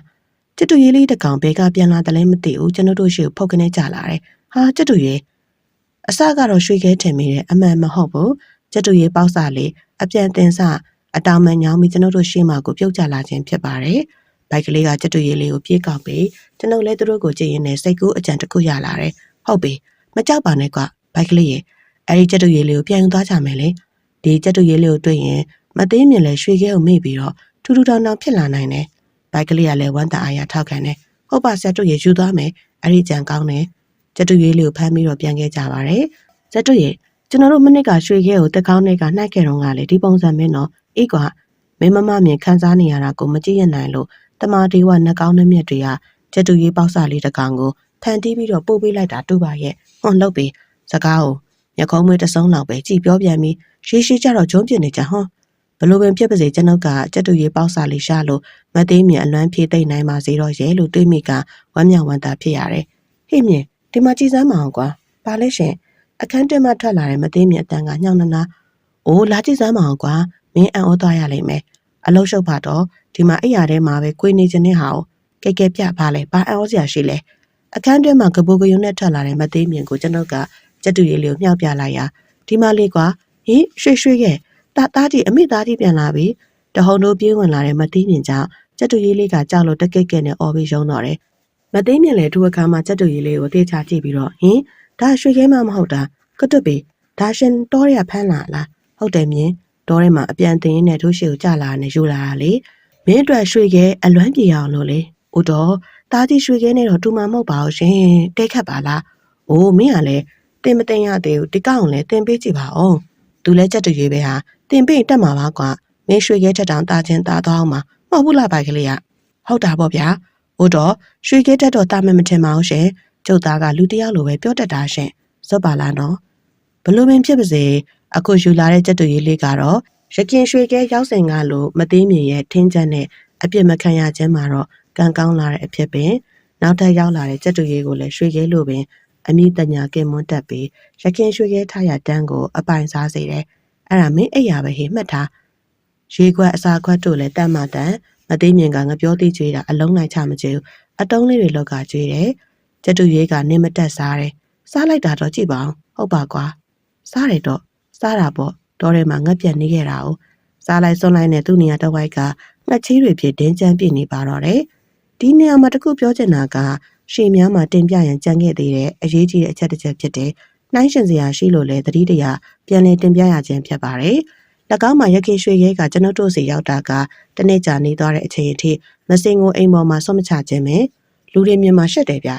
ျအစာဟောင်းဆုံးကျင်လာရင်အိမ်ပြင်ကိုပြန်တန်းသွားပြီးမှစွန့်တယ်စီကန်းဆိုတာလူတံမှုအဲ့လေငှက်တံမှုပေါ့ဗျာဒါကြောင့်ရွှေခဲမစင်များကိုလှည့်ချင်းရတယ်လို့မရှိဘူးသူတန်းလေးအောက်မှာအမြင့်တန်နေတယ်တရေကောင်းတဲ့ရွှေခဲပင်ယခုရွှေခဲကတော့အစာကိုမတရားစာမစင်ကိုလည်းမစင်မချင်းစွန့်ချချေရကိုမအောင်နိုင်တော့ချေရဲ့သူတန်းအောင်ဝဲငှက်ကြီးတွေပြတင်းကျပ်ဖြစ်လာတယ်ရခင်ရွှေခဲတော့ကမလုတ်ခဲ့ရတဲ့ငှက်ကြီးကျုံအလုပ်ကိုယခုမသိမြင်လောက်ရချေပြီအားနာတယ်မနေ့ဆိုရင်မသိမြင်ကစောစောဖျားရှိခိုးနေကြရခင်ရွှေခဲရှိစဉ်ကအချိန်တန်မြင့်ကိုဖျားရှိခိုးဖို့လာနှိုးတက်ပါတယ်မင်းမြင်ထထမင်းမြင်ထမြင်မထသေးဘူးလားဟင်ဘာဖြစ်လို့လဲနေမကောင်းလို့လားကောင်းပါတယ်အော်သိပြီရွှေခဲများလာနှိုးမလားလို့မင်းဆောင်နေထင်တယ်နေအောင်ကျွန်ုပ်သွားကြည့်လိုက်အောင်မယ်ကျွန်ုပ်လည်းအိယာထဲမှာလူးလဲထကရွှေခဲကိုသွားကြည့်တယ်လာမနှိုးတက်သေးပေမဲ့နိုးတော့နိုးလောက်ချပြီထင်တယ်အဲ့ဒါလို့အထင်နဲ့အမြင်ကပါစအောင်လွဲချပြီရွှေခဲကလာနှိုးဖို့နေနေတတ်တာအိမ်ငိုက်နေတာတမ်းမှပြုတ်ကြလူမတက်ကျွန်ုပ်လည်းပြန်ပေါက်စိတ်ငုံကြည့်မိတယ်နေကားပွင့်မယ်နေအောင်ကြီးများပင်တန်းစာပြုတ်လာတယ်ဒါကြောင့်ကျွန်ုပ်လည်းဟိမြင်ထထဖျားရှိကူမှပြထရှိကူတော့မင်းရွှေခဲအားကိုနေလို့ကတော့နေပင်ထိုးရတော့မင်းရှိကူဖြစ်မှာမဟုတ်တော့ထထမသိမြင်လဲထိုအခါမှာလူးလဲထပြီးကိုလက်တုပ်တဲ့ဖျားရှိကူမှုစားရတော့တယ်ကွာလီစွာရခင်ရွှေခဲနဲ့ယခုရွှေခဲကစီးနဲ့ရေလိုအကွာကြီးကွာလီစွာနိုင်ရှင်စရာရှိလာပြီမို့လဲရခင်ရွှေခဲရဲ့အရေးချင်းများကပို့ပြီးတော့ပေါ်လွင်ထင်ရှားလာပါတယ်ရခင်ရွှေခဲဆိုရင်ထချိန်တန်လို့မှမသေးမြင်မထသေးရင်လာပြီးတော့နှိုးမယ်မင်းမြင်ထထဖျားရှိကိုမယ်မင်းမြင်ထထနောက်မသေးမြင်ဖျားရှိကိုရင်ကပခုံးပေါ်နာပြီးဩကာတာလိုက်ဆိုမယ်အလွန်တရာလိမ္မာလာတဲ့ငှက်ကလေးပင်ယခုရွှေခဲကရခင်ရွှေခဲနဲ့စန့်ကျင်ဘက်ဖြစ်တယ်မိုးနဲ့မြေစီနဲ့ရေမိုးချိတ်တန်နဲ့စုပ်ထိုးတန်ပေါ်လေယခုရွှေခဲကစားကြငငတ်တက်ရှိသလောက်လူကြမှုကအလင်းမရှိဘူးဗိုက်ရင်သွားလို့တရီးလောက်မိလာအောင်ပဲ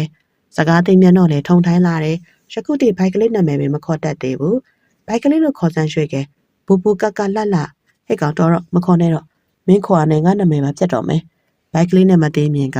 အာပေါင်းမတက်တဲ့နဲ့ဒါပေမဲ့ဒင်းကတကက်ကက်ကနေမတက်နောက်ဆုံးတော့လေကက်ကက်ပါပဲလားဒီရွှေခဲကိုမသေးမြင်နဲ့ဘိုက်ကလေးအားမရတယ်လို့ဂျာရက်တို့ကလေးတတိုက်ကလည်းစိတ်ပြက်ကြတယ်ဒီရွှေခဲကခြာတူးလန်မှာပဲကွာရခင်ရွှေခဲလို့သူ့ဘာသာသူစကားပြောဖို့ဆိုတာကဝေလာဝေးငါမှငါပြောသေးဖို့ဒါကုန်နေအခုတင်ငါနာမည်မခေါ်တတ်ဘူးကက်ကက်ပဲအော်တတ်တယ်ဟုတ်ပါအလက်ကားပဲဒီချက်တူရေးကတက်လက်မှုလည်းမရှိကျွေးသမျှကိုသာကျုံစားတော်လဲစကားကြမသိချင်းအချင်းရှိသဖြင့်ငိုင်မီးလို့သာနေတယ်အေးနေစမ်းပါဗျာမသိမြင်ကဒီချက်တူရေးလေးကိုမချစ်ဘူးဒင်းကအလိုက်လည်းမသိဘူးတင်လည်းမတက်ဘူးတီတီတတာလည်းမရှိဘူးအဆုံးဆိုရတော့ချစ်ခင်ပွဲရဘာတကွမ်းမှမရှိတဲ့ချက်တူရေးပင်တပတ်ကန်ကြတဲ့အခါတို့ချက်တူရေးလေးပျောက်ဆုံးသွားတယ်ဟဲ့ချက်တူရေးလေးမရှိတော့ဘူးဘယ်ညရောက်သွားပါလိမ့်ပြန်သွားတာနေမှာပေါ့ထိုချက်တူရေးကြတော့ဘသူမှမတန်းတာကြအောင်စိတ်မကောင်းမဖြစ်ကြအောင်လွမ်းလောက်เสียမှမရှိပေပဲအေးလေမနေချင်တော့လို့သွားလဲသွားပါစေပေါ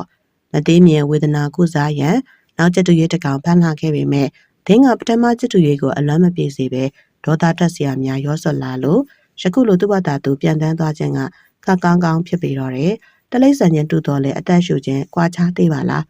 းဘာမှတော့မကြလိုက်ဘူးစွစွပေါင်းရေတွက်ကြည့်မှတစ်လရက်ပေါင်း30လောက်သာထိုရက်တော်တွင်ရွှေခဲမရှိတော့လို့ရက်ပေါင်းများစွာကြာသွားတဲ့အောင်ထင်ရတယ်တီတီတတာပြောတတ်တဲ့အလိုက်သေးတဲ့တိတ်သက်လုံးနဲ့ရွှေခဲကိုသတိရနေကြစေဖြစ်ပါတယ်အော်ရွှေခဲအမိသား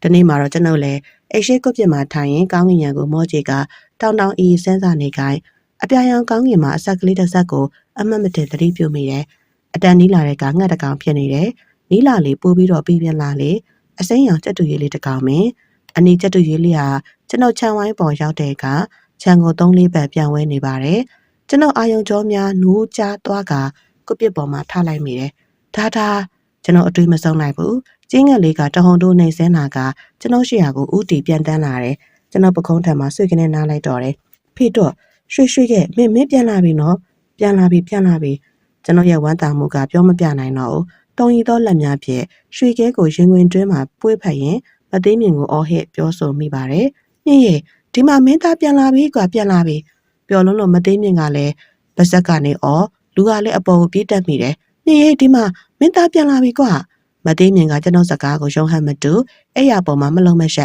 ်ဟေ့မြင်ဒီမှာကြည့်ပါအောင်ကွာမသိမြင်ကဘာမှမလုပ်တော့ကိုဘော်ကိုလှစ်ကနေခုံဆင်းသွားပြီးမင်းမြင်နေမကောင်းဘူးလားရွှေခဲတန်ကြာမှမသိမြင်လဲငေါကနေထထိုင်ပြီးတော့ရွှေခဲကိုရင်ခွင်တွင်းပွေ့ဖက်ရင်းနဲ့မျက်ရည်ကျတယ် တားကြီးရွှေကမင်းပြန်လာသေးရဲ့နော်ကြည်စမ်းမအောင်မသေးကမပြောက်ကောင်တားလေးရဲ့ဘေးမြင့်တို့ကိုရဆက်ခွဲသွားရက်တယ်နော်အိမ်ငါတာဘာမှမစားရသေးဘူးထင်တယ်လာမင်းမြင်ကျွေးမယ်မသိမြင်ကငပြောသီးကိုတုံးတက်ပေးပြီးရေတစ်ခွက်နဲ့ချပေးတယ်ရွှေခဲကဘလောက်ငတ်လာတယ်လဲမသိဘူးခေါင်းမဖော်တော့ကောင်းမကောင်းကြည်စမ်းမကိုတော့ရဲ့တားလေးပိတ်သွားလိုက်တာနော်ဒီမှာရှိတော့ကနဲ့ဆိုရင်တဝက်လောက်ပဲရှိတော့တယ်ဟုတ်မကြခင်အပြင်မှာထွက်လည်နေတဲ့ဘိုက်ကလေးလည်းပြန်ရောက်လာတယ်အော်မိမ तू ကကျွန်တော်တို့ရှေ့မှာရှိနေရွှေခဲကိုမမြင်သေးဘူးအတွေးပြငိုက်ဆိုင်နဲ့ဝင်လာတယ်ရွှေခဲကဘိုက်ကလေးကိုမြင်တာနဲ့နှကန်းကတူဘိုက်ကဘူးအသားမဲတူဘသူမချစ်ဖိုးကြံရဲ့အဲ့ဒါဘိုက်ကလေးဖြစ်ဟာဒါဘသူဆိုရလဲကွာဟာရွှေခဲမင်းပြန်ရောက်လာပြီနော်ဟုတ်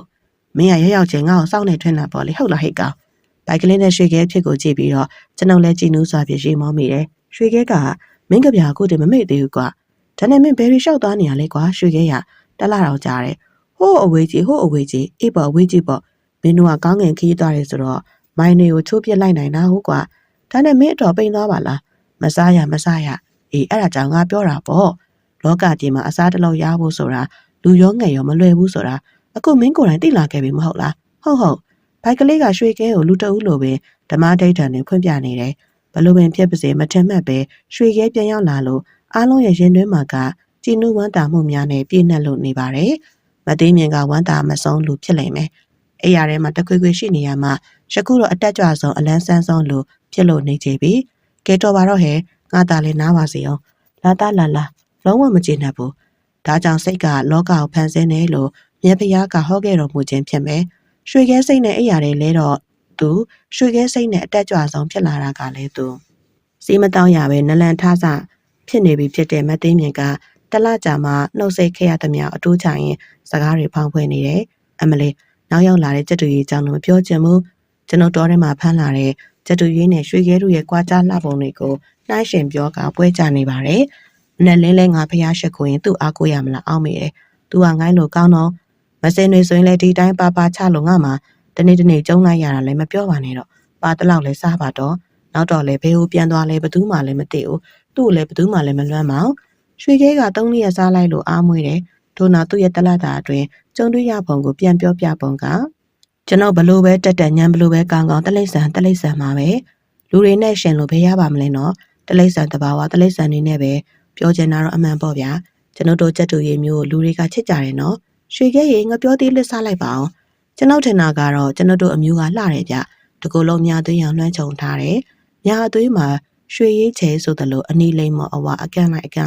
်အမွှေးတွေကလည်းရှိသေးတယ်ဗျ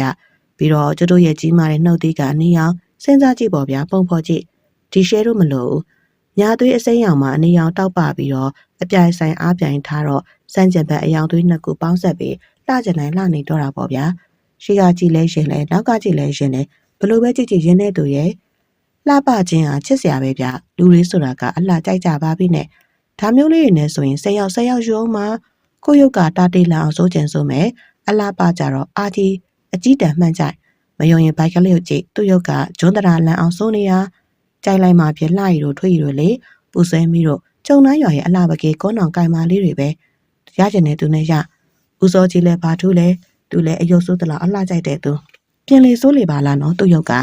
ဦးစောမို့မပူဆွဲမိနာကပ်ရင်အမြင်မှာတော့မုံလာဦးဖြူနာမိသွေးတောင်လိုက်ကန်နေပုံမှာပဲဗျာပြီးတော့ကျွတ်တို့အမျိုးကျက်တူရေးဆိုတာကစကားတိတ်တက်တာဗျလူတွေတင်တယ်လို့မှတ်ပြီးပြောတတ်တယ်မတင်ရင်လည်းလူတွေပြောနေစကားကြားရပံများရင်အဲ့ဒီစကားတွေပြန်ပြောနိုင်တယ်ကျွတ်တို့ရဲ့ထူးချွန်တဲ့ပါရမီပေါ့ဗျာ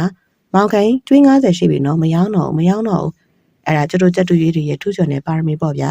အဲ့ဒီထဲမှာကျုပ်ကပို့ပြီးပါရမီသက်ရှင်းတန်နေတယ်လို့ပဲသူတို့တင်သမျှရတယ်မမပူဆွဲမိရဲ့သူတို့ပြောတာတွေလည်းတိတ်မှတ်မိရဲ့ကတွတ်ပြီးတော်တော်ဝင်မလုပ်တော့ဘူးလားအတိကတော့သူတို့အကြိုက်ကိုကျုပ်ကလိုက်တတိလောက်တယ်ပြောတတ်တယ်လေဒီတော့ချစ်ပြီပေါ့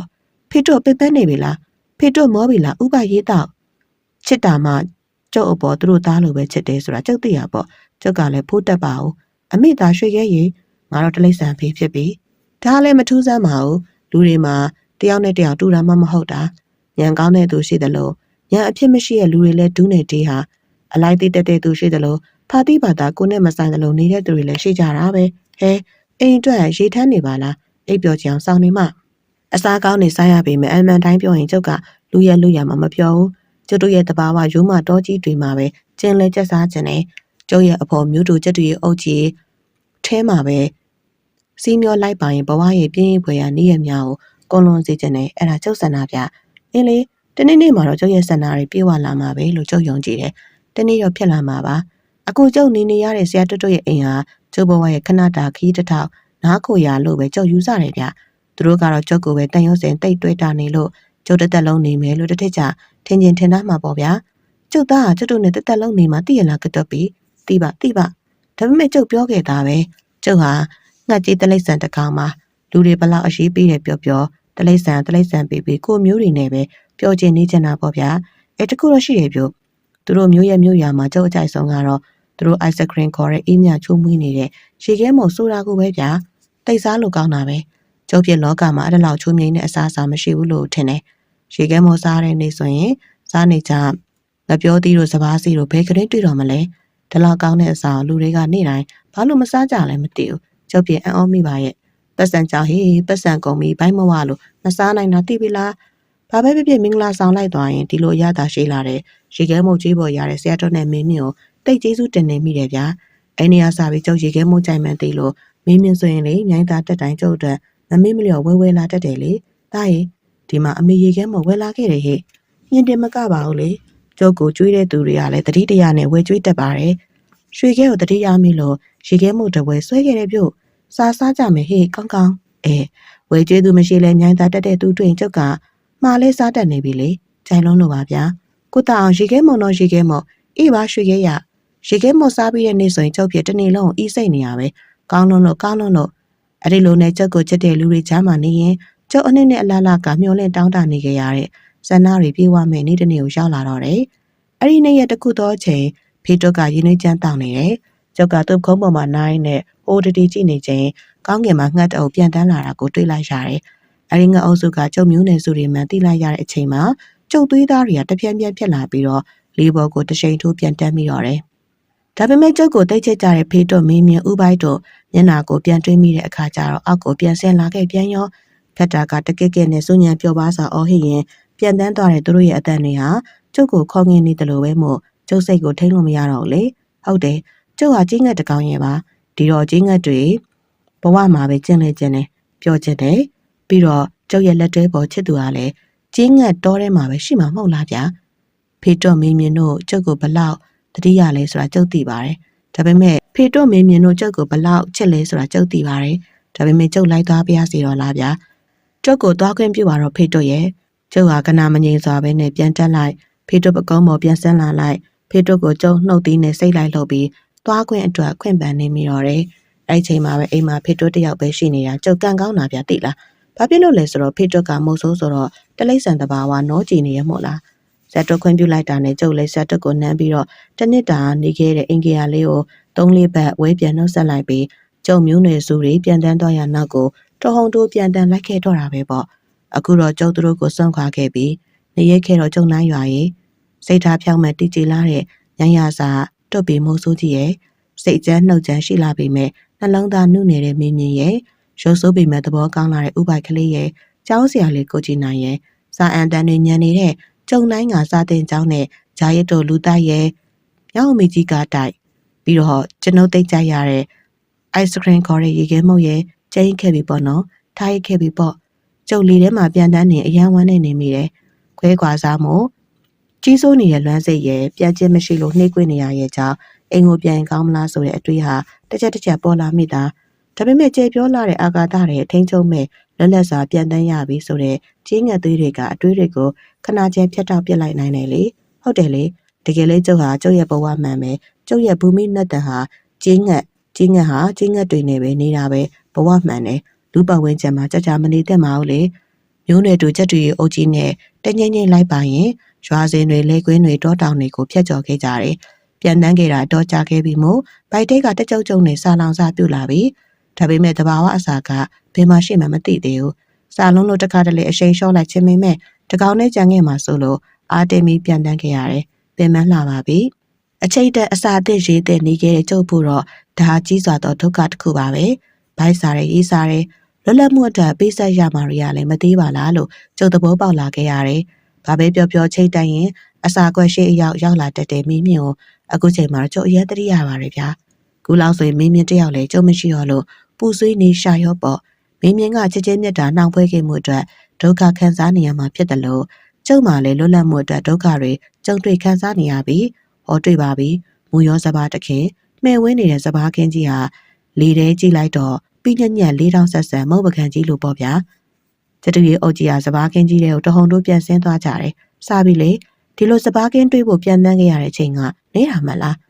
းကျတူရီတွေဟာစုညံတန်တွေပြုတ်ရင်းနဲ့စဘာစိတ်တွေကိုအနှံတွေကနေကိုက်ဖြတ်ပြီးတော့အလူရစားကြတာပေါ့ဗျာကျုပ်ကတော့မစားနိုင်သေးဘူးခရီးဝေးပြန်တန်းလာလို့အမောဖြစ်နေရသေးတယ်ပြီးမှတကြုံစားနေဝမ်းပိုက်ကိုဖြည့်ဖို့စပယ်စစ်ကိုကောက်မြုံလိုက်ပါတယ်ကျုပ်ရုပ်တရက်တော့မကြိုက်ဘူးဗျဘာဖြစ်လို့လဲဆိုတော့ကျုပ်ကတွင်းကလူအစာတွေနဲ့ပဲတသက်လုံးရင်းနှီးကျွမ်းဝင်ခဲ့တာမဟုတ်လားလူအစာပြောင်ပြောင်းနေပဲစားခဲ့ရတော့အခုဒီတလိမ့်ဆန်အစာစဘာစီမမကြီးကိုကျုပ်ဘလို့ချက်ချင်းစားနိုင်ပါလဲနော်ဒါပေမဲ့မတက်နိုင်ဘူးလေစူးစမ်းမြူချရတာသူတို့များကြတော့စပက်စီတွေတစ်စိပြီးတစ်စိစားလိုက်ကြတာများအာပါတရကြီးကျုပ်မှသာတစ်စိဝမ်းနဲ့ရောက်ဖို့မနေမြူချရတယ်အဲ့ချိန်မှာပဲအစာအတွက်ကျုပ်ဒုက္ခရောက်နေတော့သိတဲ့ငှက်မလေးတစ်ကောင်ရောက်လာတာဗျကျုံဆိုတာကိုရွယ်တီမျိုးတူချက်တူရွေးဆိုတာတေချာတွေ့ခဲ့ဘူးတာမဟုတ်ဘူးဟဲ့ကောင်မင်းဘသူလဲငါနဲ့တူလာကြည်လားအခုလိုများသွေးစိမ့်ပန်ပန်ချက်တူရေးလေးကိုတွေးလိုက်ရတော့ရင်ထဲမှာဘလို့ဖြစ်သွားမှမသိတော့ပါဘူးဗျာဒင်းနလိမ့်နဲ့ပူးတယ်ဆိုတာဒါမျိုးထင်ပါရဲ့မင်းမစားနိုင်ဘူးလားနှကန်းနေမစိုးပဲနဲ့နေရဲလှပါတဲ့ချက်တူရဲမလေးကမေးလိုက်တော့လေကျုပ်လည်းစပတ်စီကိုခမက်ကတဲ့မြူချပြီးပြေးရတာပေါ့ငါကဓာရီကိုစားနေကြမဟုတ်ဘူးထင်တယ်အေးပေါ်လေမင်းကလူတွေအိမ်မှာပဲနေခဲ့ရတာ哦မင်းဖော်မရှိဘူးဆိုတော့ငါတိလို့လာတာဖြည်းဖြည်းစားပေါ့ကနောက်တော့လဲကျင်သားရလာမှာပေါ့သူ့ရဲ့အားပေးဖိတ်ကိုစကားကြောင်မလားမသိဘူးစပတ်စီတွေကအခုတော့လေလေချောင်းထဲမှာရှော့ကနေဝင်သွားတယ်လို့ပဲသူလေးနဲ့သိရတဲ့ချိန်ကစားပြီးကျုပ်လည်းဒီချက်တူရေအောင်နဲ့မခွဲမခွာနှီးသွားတော့မယ်လို့ခိုင်မာတန်နှိပ်တန်ချခဲ့ပြီးလေဒါနဲ့ကျုပ်တို့ချက်တူရေတွေလည်းအစာဝတာနဲ့ထပြန်ပါရောဆိုပါတော့ဗျာကျုပ်လေးအခုတော့ပြောတယ်ကျုပ်ပြီးမှအားပေးတတ်တဲ့ကျင်နာပေါ်လေးရှိနေပြီမို့လားလူပတ်ဝန်းကျင်ကိုတစ်ခါတရံဖြတ်တန်းသွားတဲ့အခါတောရွာလေးတွေကိုမြင်နိုင်ကျုံတိုင်းရွာလေးကိုလွမ်းစိတ်ကတော့လွမ်းမိသားပေါ့ဗျာကျုပ်ကကျုံတိုင်းရွာအကြောင်းဖေးတော့မင်းမြဥပိုက်အကြောင်းတွေကိုပြန်တန်းရင်းနဲ့သူမကိုပြောပြမိတယ်သူမလည်းကျုပ်ပြောတဲ့စကားတိုင်းကိုစိတ်ဝင်စားနားထောင်နေဗျစကားထောက်ကလည်းကောင်းပါပြီနဲ့ဥပိုက်အကြောင်းကိုပြောပါအောင်ရှင်ဘိုက်ကလေးနဲ့ပူဆွဲမိအကြာကျုပ်ရှုပ်ခဲ့ပုံကိုပြောပြတော့သူမကတတိတ်ရီမွန်းလိုက်တာများမျက်ရည်တောင်ထွက်ရောပဲဗါတဲ့ဥပိုက်ကပြကနှကန်းကတူဘိုက်ကပူအသားမဲတူဘသူမချစ်ဖိုးချင်ရင်အဲ့ဒါဘိုက်ကလေးဖြစ်တိတ်ရတာပဲနေပြန်ကျုံရခင်းဝင်စားကျုံရရီတောက်ညကြတပင်အော်ကောင်းဝေးအိတ်ကျတူရွေးတွေရဲ့တဘာဝလိုပဲကြံဖန်ပြီးရှင်သန်မှုစူးစမ်းရတာပေါ့ဗျာအခုတော့ကျုပ်လဲပြီးအရင်ကျတူရွေးတစ်ကောင်ဖြစ်နေပါပြီကျတူရွေးတွေကကျတူရွေးပြက်ဖြစ်သွားပြီပေါ့ဗျာကျတူတလိမ့်ဆန်ရဲ့ဘဝမှာအရေးကြီးဆုံးအစာပဲဗျအစာမရှိရင်မျိုးဆက်ပြန့်ပွားဖို့ဆိုတာလဲဘယ်ဖြစ်နိုင်မလဲဒီတော့လဲကျတို့တို့ရဲ့မျိုးမစိတ်တော်မှုအတွက်ကျတို့အလူအရက်နဲ့အစာနဲ့ရေကိုမပြတ်တမ်းရှာဖွေနေရတာတခါတလေများရေးစားလို့ပြန်တန်းရှာဖွေရတ